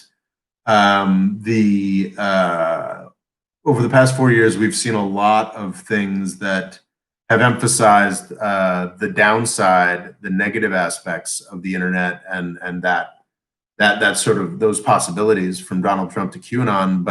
And it has sort of, marijuana legalization is a reality in the United States now. I don't think that would have been the case. Well, not everywhere, but most places. I don't think that would have been the case without the internet. I don't think Black Lives Matter would have the prevalence that it does without the internet. I don't think that gay marriage this may seem strange for folks on this chat who are in their 20s, but the sort of, and actually, I'm sure many of you live in countries where it's not as assumed. But 15 years ago, in the United States, there were still laws on the books saying that it was illegal to be a homosexual. I mean, maybe some of you on the chat think that that's a bad development, but I think it was a very positive development for sort of human freedom or in the United States that would not have happened without the internet. Yeah, so the internet's got its downside, pluses and minuses, and I think the sort of prevalence of conspiracy theories. God, I was on Bumble, sort of a dating app last night, and sort of swiping through folks, and there's this woman who says her politics were conservative, and she was like, I really love conspiracy theories. Like that, she was like, I'm just into them, it's just fun, which is just, I don't know, I thought that was odd. But anyway, I think the internet and the ability for anybody to have a platform has pluses and minuses. I think in the long term, they have tremendous pluses. And who knows? I mean, the minuses could get much worse. The printed word, the idea of books that, are printed rather than written laboriously by scribes, changed the world out of all imagining in extraordinarily positive ways. Everything on this screen, I think, is only possible because of the printed word. But it also, its almost immediate effect was to rip Europe to shreds in the horrors of the 30 Years' War. So I guess Gutenberg was 1450s, and then you had the Reformation starting just, arguably the Reformation was happening before that, but Martin Luther is 1517, and then you've got a lot of religious wars, and then of course the really, truly horrific end of the religious wars in 1618, 1648. So yeah, I mean, for a couple centuries, the printed word's most apparent result was an apocalyptic war that killed a third of Germany, and lots of others as well. But I think on balance, we'd say the printed word was good. The internet, hasn't started an apocalyptic war yet, but could be coming. But I think on balance, it has been good. Okay, I think that's a sufficient answer. I didn't miss any other super chats, did I? I talked to the Electoral College. Okay, other questions. More Freedom Foundation, local extremists. Thoughts on my theory: increase of POC voting for Republicans is a win for progressives, as it decouples the idea that Democratic Party issues are solely based on ID politics.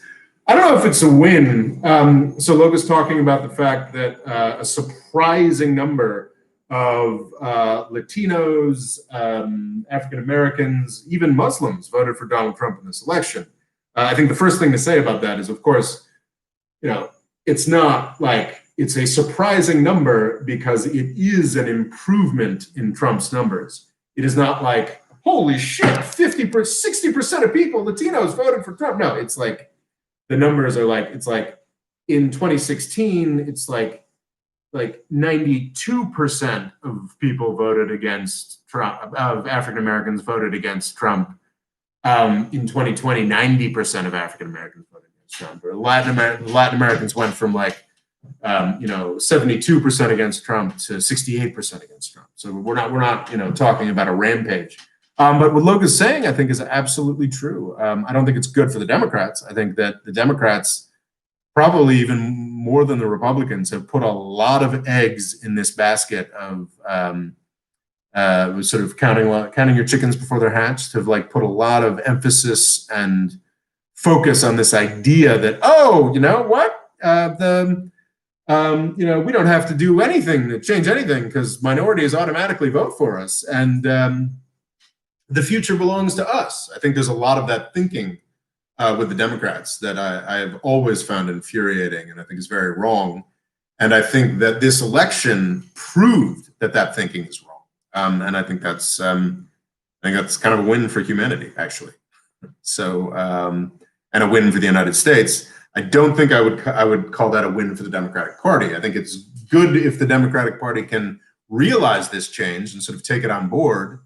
I think it's great because the flip side of this, of course, is, and Donald Trump is the worst manifestation of it, is this assumption that minorities automatically just want handouts and they love Democrats. So it's the Republicans going explicitly racist because they don't believe that the votes of people of color are even worth trying for. And I think this election sort of disproves that as well. So I think it's for both political parties, it's a bit of a punch in the eye. But I think it's great for the country. I think it's good to get past this fundamentally pretty racist idea held by both Democrats and Republicans that people of color and immigrants can only vote in one way. So yeah, I'm excited about it. I think it's a great thing. I think Democrats should be pretty worried about it, and I would like Republicans to be more excited about it, but we'll see. Questions. Gurhan A says the most prominent journalist jailed is Assange. Is he not? Whose prisoner is he? You know, I was seeing a lot of sort of chatter about Assange and like the hope that it would be amazing if Trump could, people think it's possible that Trump could pardon Assange and Snowden. I don't think it's likely, but it is possible, and I would be fantastic if he would. Assange and Snowden both are heroes. I think, isn't Assange still being held by the United Kingdom, but being held with the possibility of deportation to the United States? Yeah, I don't know. And I'm embarrassed I don't know. Because for a very long time, Assange was hiding out in the Ecuadorian embassy and then got booted because the Ecuadorian government changed from left-wing to more right-wing. And the British have held him for quite some time. I think it is an outrage that Assange is incarcerated for doing tremendously valuable journalistic or publishing work. I think the idea that the United States is going after him is unconstitutional and evil. But unfortunately, I can't tell you exactly where he is right now. I have not done that research. Questions. Pirate King says, your thoughts on worker co-ops. Should the Senate be reformed? I don't think the Senate should be reformed. I think I talked about that earlier. I think that the Senate, well, I mean, what are you talking about, Senate being reformed? I have I want the Congress to be given a ton more money. That's the reform that I think Congress needs. I think Congress people need to be paid a little bit better. They've got pretty amazing pensions and healthcare. What's more important is that congressional offices in the Senate and the House need to be given more money. They need more staff. The U.S. Congress, one of the reasons it's so widely hated and widely and I think accurately seen as kind of a failed institution is because it is a 19th century institution that is attempting to balance out. We have a system of checks and balances. We're meant to have separate, equally powerful parts of government. But the Congress is sort of stuck in a 19th century with 19th century, sort of 1800s funding levels, 1800s staffing levels, whereas they're supposed to balance out the executive branch, the federal government that has, probably over 10 million employees and contractors working for them, is a 21st century incredibly powerful institution. And then you've got the Congress over here that's supposed to, oversee this and tell it what to do and also write laws for it. And everyone's like, why does the Congress suck so much? We hate the Congress. Take away more of its money and give them term limits. And so, yeah, the Congress needs to be reformed. Mostly just needs to be given a fire hose of money, staff, and resources. I think the federal government budget each year is around $1 trillion, and the budget of Congress is like maybe $1 billion. Obviously we can't give Congress $1 trillion, but Congress needs to be significantly beefed up. So I'm a big fan of all kinds of congressional reform. But this idea that should the way that Senate seats be apportioned to be reformed? Absolutely not. I think it makes sense to have a population house and a Senate house that is a little slower. That's by states and geography. I think that makes a lot of sense. I think that a lot of U.S. strength and power comes from its federal system. And I think that the way that things have been developing in U.S. history and politics, this is a conservative position I absolutely still hold to. that the Trump administration and today's Republican Party certainly fucking doesn't. The idea that the federal government has gotten too powerful. Our weapon against the power of the federal government is the Congress. Yet Republicans, going back all the way back to Newt Gingrich, who I believe may actually be the man who's done the most to destroy the United States and the world. Our biggest weapon against an overweening federal government is the U.S. Congress. And the Republican Party has been waging a 30-year war against the U.S. Congress, which is insane to me. So yeah, I'm certainly a big fan of giving Congress more resources. I think the Congress is pretty well apportioned. I don't think that what's the word? Yeah, I think you could convince me. I'm not going to get really excited about it or make a ton of videos. But if the Electoral College went away, I wouldn't mind. I would make a ton of videos to defend the Senate as it's currently constituted. But I don't believe it's really under any real threat. So, okay, questions. What do you think? Oh, no, sorry. You also asked about worker co-ops, which is something, I mean, we're talking about like, aren't there a bunch of worker co-ops in Spain? Are you talking about co-determination? In Germany, I don't have a lot of information on that. I'm sorry. Arthur Curry asks, what do you think about Andrew Yang's proposal of paying the president $4 million and barring them from receiving speaking fees and going on board positions? I think Andrew Yang has a lot of interesting ideas. He's also, I think, a fan of congressional term limits, which is fucking nuts. I think that if you said the presidents can't make any money after they're done, then nobody would run for president who wasn't already wealthy. And I think, as Donald Trump ought to have taught us, and honestly, George H.W. Bush and George W. Bush, if anyone was paying the appropriate attention, having rich people run the government is tremendously dangerous because they have more power. They have independent sources of power. Like a good example would be Bloomberg was the mayor of New York, and he was an amazing mayor of New York because whenever the city council or somebody else got in his way, he said, that's cool, I'll do it through my foundation, or I'll do it through my business, I'll do it through this, that, and other thing. And that's, I think you can argue, I think there are a lot of people in New York who'd make very strong arguments that that was bad for New York. But, as someone who's generally kind of pro-business and pro-getting things done and this, that, and the other thing, I'm kind of okay with that approach from Bloomberg, while also being very against his policing policies, as I would hope would be obvious. But I would not want Bloomberg to be the US president, because there's a reason why the most powerful person in the world is in a constitutional system with checks and balances. Like, we don't want them to be able to do whatever they wanted. So I think Andrew Yang's principle, Andrew Yang, interestingly, I think is running for mayor of New York, which is kind of an interesting thing.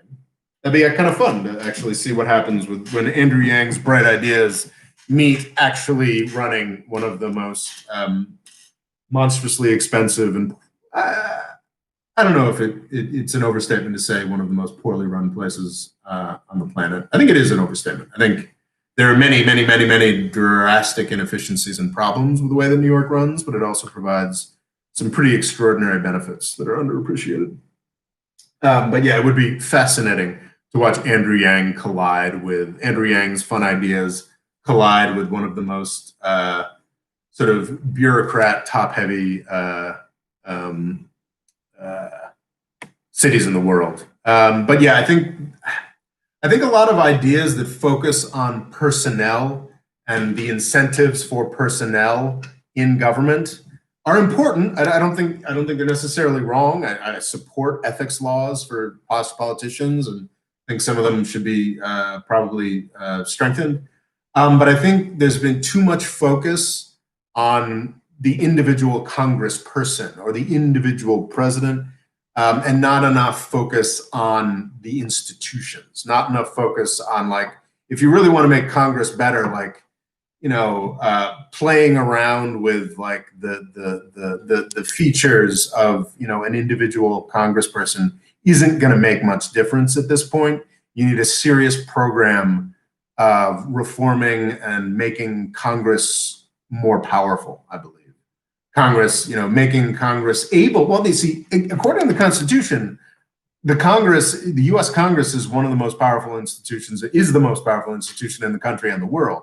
The problem is that, practically speaking, the actual physical institutions and the day-to-day of the working life of the Congress, the people in the Congress, it's not powerful at all. It's a shitty job done by harried people who now generally aren't very intelligent, because it's a bad job with a lot of agita for not a lot of satisfaction. I'm now rambling, which is, I think, natural for an hour and 40 minutes into my fourth video of the week. Okay, Arthur Curry says, sure, you can make arguments that Snowden and Manning are the real MVPs, but Assange and people like Glenn Greenwald are brave by releasing that to the people. I agree completely. Wow, that's an interesting question. Local Cool Extreme says, what is your most right-wing view and what is your most left-wing view? Damn.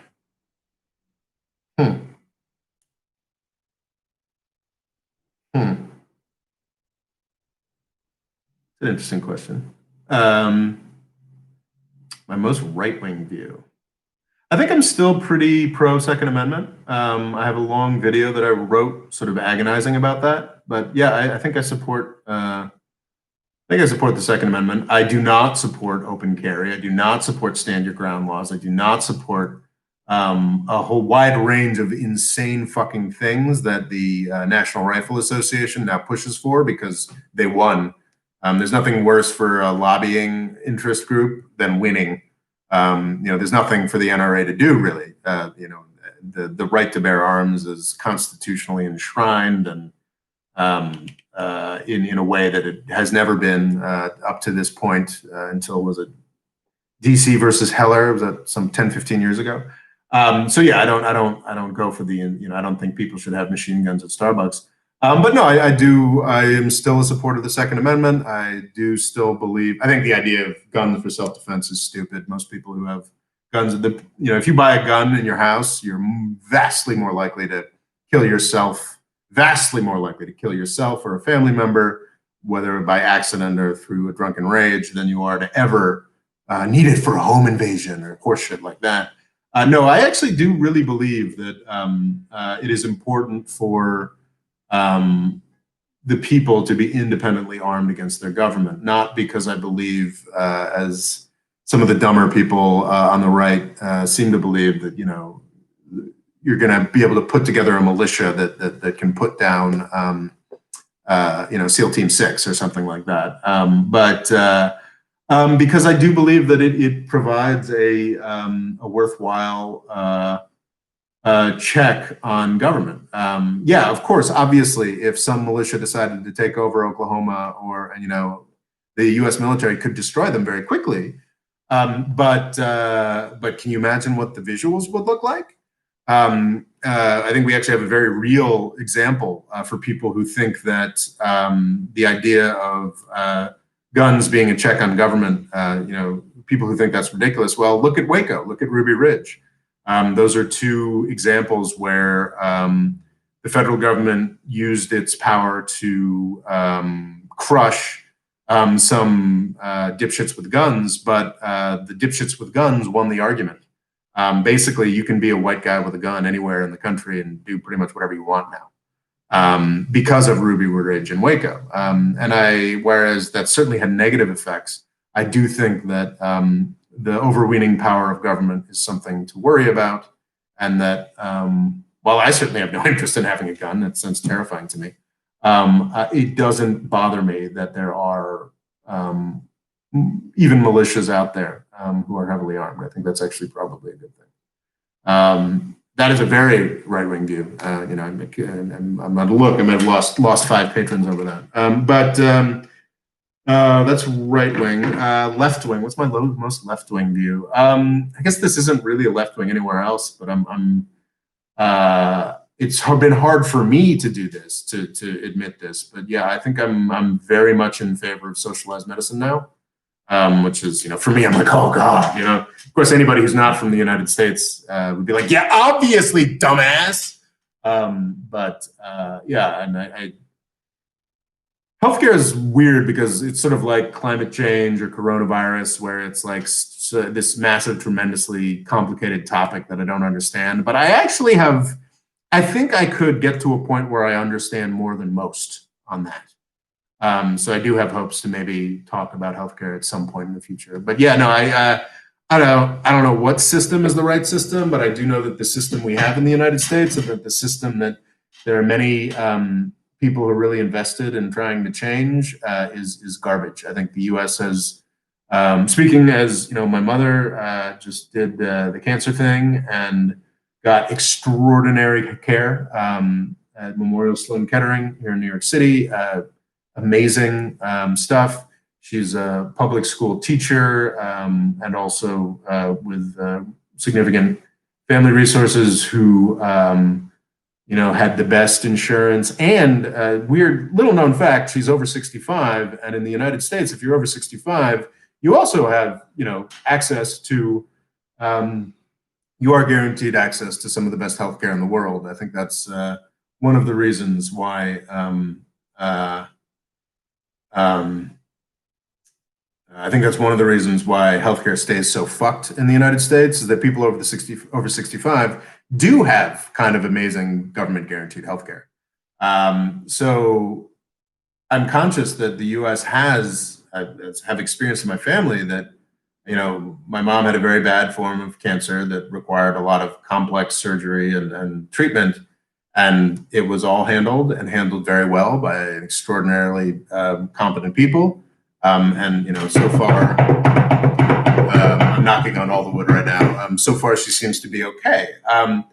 But I'm also aware that while the United States has the best healthcare in the world, it also has the worst healthcare in the world. And were I to, I think I do have nice, cheap Obamacare. So if I got hit by a bus, they'd take care of it. But if I had any other issue that amounted to, under 20 grand, I have to pay for it. And I pay, $500 a month for the privilege of somebody looking after me if I get hit by a bus. And there are a lot of people who can't afford that. Yeah, so healthcare, I'm for more socialized medicine. Okay. Questions. Wow, Fado, that's a very specific question. Should the Senate Majority Leader be unable to not have hearings on legislation? I'll confess, and this actually might have been what the question was getting to earlier about reforming Congress. I don't have any really confirmed opinions on what should we do about the filibuster? What should we do about the power that, the party leadership has? What should we do about this, that, and the other thing? Mostly because I find constitutional parliamentary procedure to be just snoozeville. I don't have a considered opinion on that, Fado.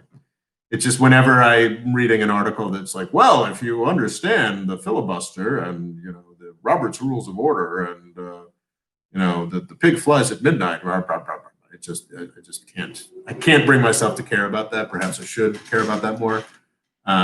But yeah, I do not have a considered opinion on the power of the party leadership. Generally speaking, I think it would be better if individual congresspeople had more power, but that's more of a general inclination than a well thought out analysis. Okay. Oh, Mike Nogozone says, next country to normalize relations with Israel. That's a good question. The thing is, with Trump out of office, I don't know that the sort of hyper pressure to bribe folks will still be there. I mean, I think with Saudi Arabia, try to do some kind of deal with Biden, like we can continue to murder Yemenis. If we have a press conference with Netanyahu, I'm pretty sure that'll come up. That offer will come up at some point, and there'll be a lot of pressure on the Biden administration to take that deal from a lot of stupid people with their heads on wrong. I don't know. Yeah, Well, I mean, so we've got Bahrain, we've got Sudan. It's sure as hell not going to be Algeria. Sure as hell not going to be Tunisia. That's actually democracy. Libya. I mean, there really just aren't a lot. I mean, maybe Oman. I don't. Who cares? I mean, maybe some Gulf microstate. I'm trying to think of. I mean, Mauritania. I don't know. I think. I think we're now in a position where it's like, okay, so what does this normalization actually mean, practically speaking? So I guess Saudi Arabia is really the only big country that hasn't yet, and I think that yeah, I think I've seen coverage, and this makes sense to me that it's a dispute between MBS, the Crown Prince, and his father, who is an 80-year-old who is of an age where he's like, "Are you fucking kidding me? Normalized relationship with Israel? The Saudi royal family has been justifying their power on the basis of opposition to Israel for 80 years. And MBS, rightly or wrongly, might be making the calculation that, well, maybe that just doesn't matter anymore. So, yeah, I don't know. But I think Saudi Arabia is probably the only really important, outstanding country that could conceivably, I mean, maybe somebody in Libya have a press conference with Netanyahu, but that's not a unified country at this point. So who knows? I think it'll be very interesting to see what the normalization actually means, and whether it'll be something that actually is preserved in Morocco and Sudan. But yeah, next country normally, I don't know that there will be another one. But thank you for the super chat. Questions.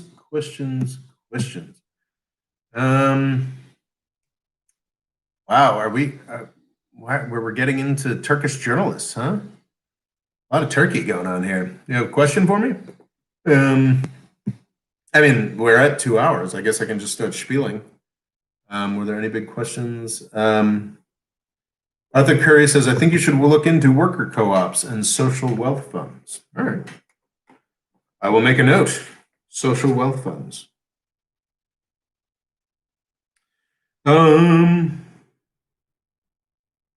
I can Google that. All right. I think we've done 2 hours. We've done 2020 has been quite a year. Thank you all for being here. My name is Robert Morris. I upload videos every Tuesday at the Mo Freedom Foundation or More Freedom Foundation. I have a website, www.morefreedomfoundation.com. You can join in the conversation all day long at Robbo Law on Twitter. I spend a lot of time there. Oh wait, no, sorry. There was another super chat, so I'll stop spieling. But yeah, Twitter at Robbo Law. Wow, that's interesting. Inonu asks, gains of Turkey moving embassy to Jerusalem. Can it? Oof, I don't know. That'd be really interesting. I never really got the sense that the Turks were. I mean, I think the Turks that I knew. Well, not the ones that I knew most. They really liked partying in Tel Aviv. But I think that generally, to the extent that I hung out with, more down to earth Turkish people, I never got the sense that they were. And I think of course, they cordially hate Israel, as many Muslims do. But I don't know that they're quite as invested in being anti-Israel as Arab countries are. I think the Turks. I think there are many Turks, even outside elite circles, who sort of, identify with Israel a little bit, because Israel's got a Palestinian problem and Turks have a Kurdish problem. So yeah, I don't know that there would be, though Erdogan has certainly scored points with the Turkish electorate and with the broader Muslim world electorate by occasionally, getting into it with Netanyahu or other elements of the Israeli government. It's not like Turkey. I don't think Turkey's quite as committed to being anti-Israel. Turkey has regular flights to Israel. Turkey absolutely has diplomatic relations with Israel. I do think it would be quite a step for Turkey to be. There must be other countries that have moved their embassies to Israel, right? Easily bribed Caribbean islands, that sort of thing. But for Turkey to be sort of the second major, probably the first major European power to move the embassy to Jerusalem, that would be a big deal. And I think that would also, of course, be like, I don't know, regularizing relationships with the Armenians. I think Erdogan is potentially looking for big dramatic splashes he can make to impress the United States and make it look like he's on our side. So I hadn't thought about that in the slightest, but that is kind of intriguing. My hunch is that's pretty gosh darn unlikely that Erdogan would move the Turkish embassy to Jerusalem. But hey, one never knows. All right, back to spieling, unless there's more super chats. You can find me on Twitter at RoboLaw. That's a fun place where we're more super chats. Awesome. Brandon Commando says violence between Jews and Christians arguably ended because of the Enlightenment. Do you think there would be an enlightenment between sects of Islam?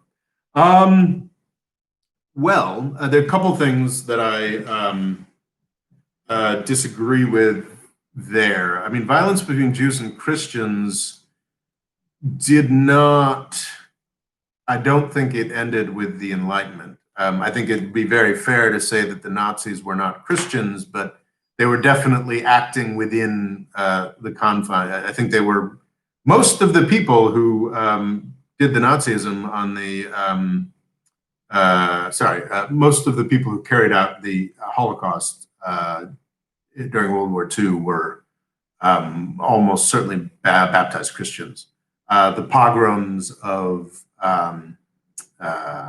famous pogroms of 19th century Russia, 1800s, early 20th century, early 1900s. The pogroms that actually did probably the most to establish Israel or convince European Jews that they needed an Israeli state. That was definitely, Russian pogroms definitely had a Greek Orthodox Christian element to it. As far as an enlightenment, and I don't think I think it's a bit snide and a really standard thing to say. Well, Islam's much better. It's historically been much better to the Jews than the Christians. That's a historical fact. But I think it sort of ignores that in the second half of the 20th century, Jews and Muslims have had more problems. So in one sense, it was actually the Enlightenment that created problems between Jews and Muslims, because it made it a national, the problems between, and this gets to something that I talk about a lot in the Everybody's Lying About Islam essay, is that a lot of things that were traditionally taught to look at as religious conflicts aren't really religious conflicts. They are political conflicts. So Jews and Muslims are fundamentally at odds because of the foundation of Israel. That's not a question. There's not really a huge history of nastiness between Muslims and Jews. Not as much as there is between Jews and Christians. To be clear, in the initial going all the way back at the very beginning of the Prophet Muhammad and his companions consolidating control of Mecca and Medina and the Arab world more generally, there was a lot of conflict between Jews and Muslims because a lot of Arabs were Jews. There was a lot of, I think, as close by in time as a couple hundred years before Muhammad, I think Yemen was run by a Jewish monarchy, I believe. There is a lot of early conflict between Jews and Muslims, but after sort of the Jews had been sort of soundly defeated in that first century of first century of Islam, I don't really think that there was a great deal of negativity that you can point to between Jews and Muslims. Of course, there's horrific persecution, but that's that's what everybody did to everybody else for all the time before 1945. And there are many more cases. The Ottoman Empire took the Jews in when the Spanish kicked them out in 1492. They say that there's sort of three real golden ages for post diaspora golden ages for the Jews for the Jewish people. One is the United States before and after World War II. Another is, unfortunately, 19th century Germany. That didn't end well. And another one is 7th through 10th century Muslim Spain. That also did not end well. But these things almost never end well. So yeah, I'm not sure if I agree with the premise that Enlightenment saves and could end a conflict between Jews and Muslims, because I think Enlightenment kind of caused the conflict between Jews and Muslims.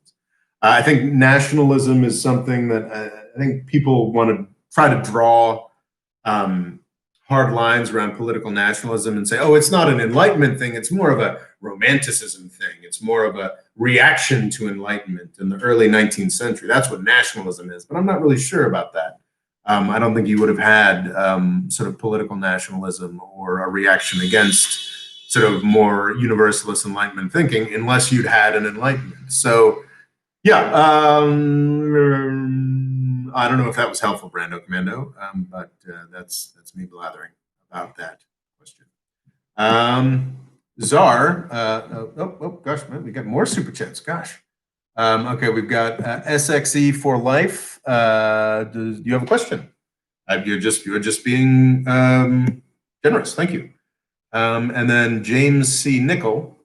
Okay, which regions of the world do you think will become less religious in the next decade, similar to what happened to EU during the last 50 years? Why is the rural EU so much less religious than the US? It's interesting. I think the US, what's staggering to me over my adult life is how much less religious the United States has become. I think one of the interpretations of the whole QAnon thing is like, oh, geez, there's the amazing G.K. Chesterton quote. It's a quote so good that I went and read one of his novels this year. And it found that it didn't have much to do with QAnon. But the quote was like, it's something along the lines of like, when people stop believing in Christianity, they'll start believing in anything. And that's sort of one interpretation of the whole QAnon conspiracy dynamic, is that actually there's sort of plummeting levels of Christianity, which, requires you to believe some things that could strike some as a little silly, but also has a real bedrock of morals as ethics, treating others, golden rule, this, and the other thing.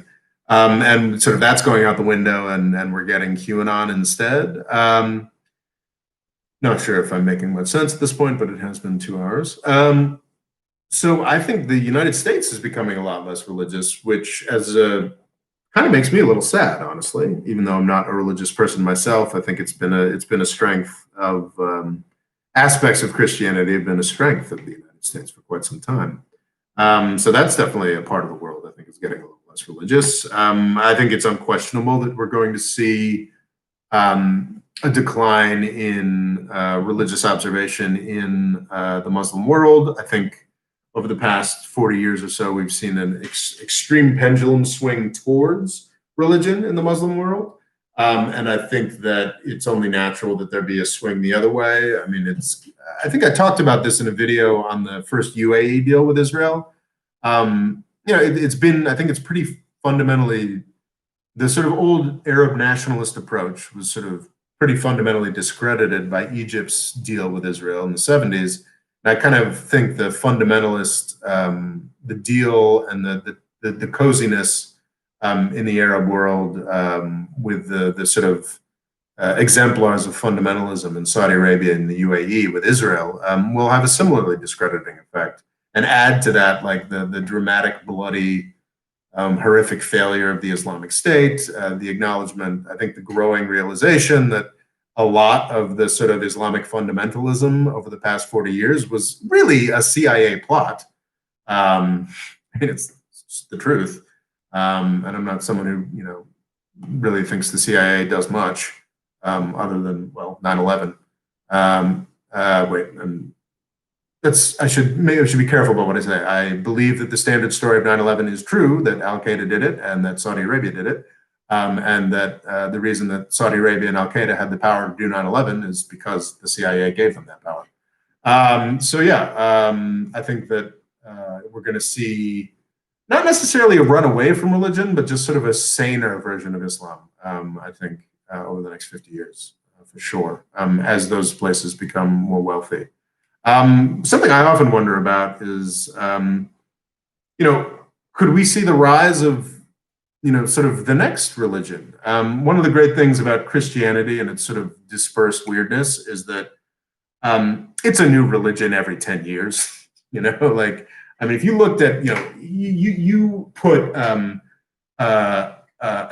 evangelical Christian from 1950 into an evangelical church in 2020, and they would want to burn it down, let alone, one of our founding, jihadists, the Puritans of Plymouth and Salem and Boston from the 1600s. I mean, my God, they would, they wouldn't be a big fan of the gays and the Muslims and the leftists, but they'd probably want to burn down every Baptist church in the country as heathen heretics.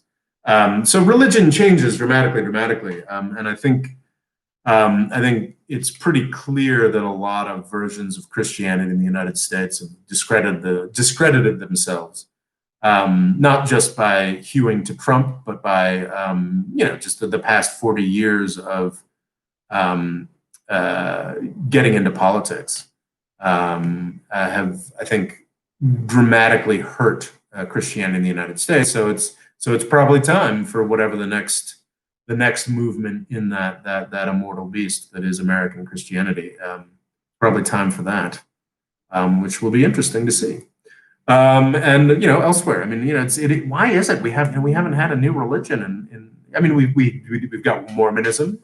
That's a big deal. We've got certain Orthodox versions of Judaism, which are actually really just a couple hundred years old. And people make arguments that the way that birth rates are trending in the developed world, 150 years from now, everybody in the United States is going to be a Mormon or an Orthodox Jew.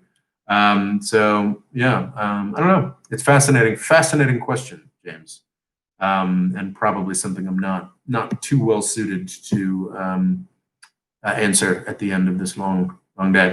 All right, I'm going to start pitching. Twitter at RoboLaw. Follow me there. If you haven't, yet, I would consider signing up on Patreon. You get to vote on what my next big project will be: Israel, Palestine, or Afghanistan, Pakistan, India, or the history of U.S. empire. We've had a lot of folks voting. It's pretty tight, I think. It's conceivable. There's still 50. I've got 114 patrons now, 115 patrons now, and only 50 people have voted. So I think there are at least, a couple, probably 10, 20 people who are waiting to vote and are voting now or voting tomorrow. But there are also probably a lot of people who, just aren't going to bother. So it does kind of look like Israel Palestine's out of the running, which might be better for my long-term career prospects. But it seems kind of neck and neck between U.S. empire and Israel and Afghanistan, Pakistan, India. So maybe you want to, if you want one of those, maybe you want to sign up on Patreon. Also on Patreon, as I pointed out earlier, we have one live chat a month and then one patrons only live chat a month. So you get more live chats if you're a patron. And while to vote, you need to be a $2 a video patron. Even for $1 a video, you get access to the patrons only newscast. Sign up for Patreon. You can also make a donation on PayPal. That is available. Please join us on Twitter at RoboLaw. You can follow me on Instagram at The Golden Age. I got a website, www.morefreedomfoundation.com. I've written a short book called Everybody's Lying About Islam, about the U.S.-Saudi relationship and how screwed up it is. I'd suggest, that's interesting, and I've got a series of videos on that. I've got a very long book called Avoiding the British Empire that is also available. It sort of talks about, it's really sort of the first half of the history of the modern world. Talks about how powerful the British Empire was and how similar it was to the current U.S. world system, and how the U.S. empire is making a lot of the same mistakes. Both of those books are available on Amazon in paperback and Kindle form. Basically, you guys are awesome. I'm grateful to be here. God, man, Petros Hulis is just wants to say nasty things about Turkey all day long, doesn't he? Anyway. Committed. I'm super grateful to everybody who showed up, and very grateful to folks who did super chats. Thank you for another amazing year at the More Freedom Foundation. I don't know if it was such a great year for the world. No, I'm pretty sure it was a pretty shit year for the world. But hey, as a world, we were all in it together, and hopefully we can hold on to some of that solidarity as we move on into the challenges of the coming year and the coming decade. And it looks like, thanks to a fairly successful fundraiser, that I will certainly at least be doing this for the next couple of years. I don't know about the next decade, but hey, we'll see. And hopefully before too long, I'll be able to do so from an apartment and a more secure base, which would allow me to hopefully come up with more benefits for patrons, more benefits for viewers, more better content. Finally get to a lot of these things that I've been promising for a while that I have not gotten to. Anyway, thanks, and have a happy New Year. Y'all are the best. And I'm very grateful that you guys let me have this life. All the best.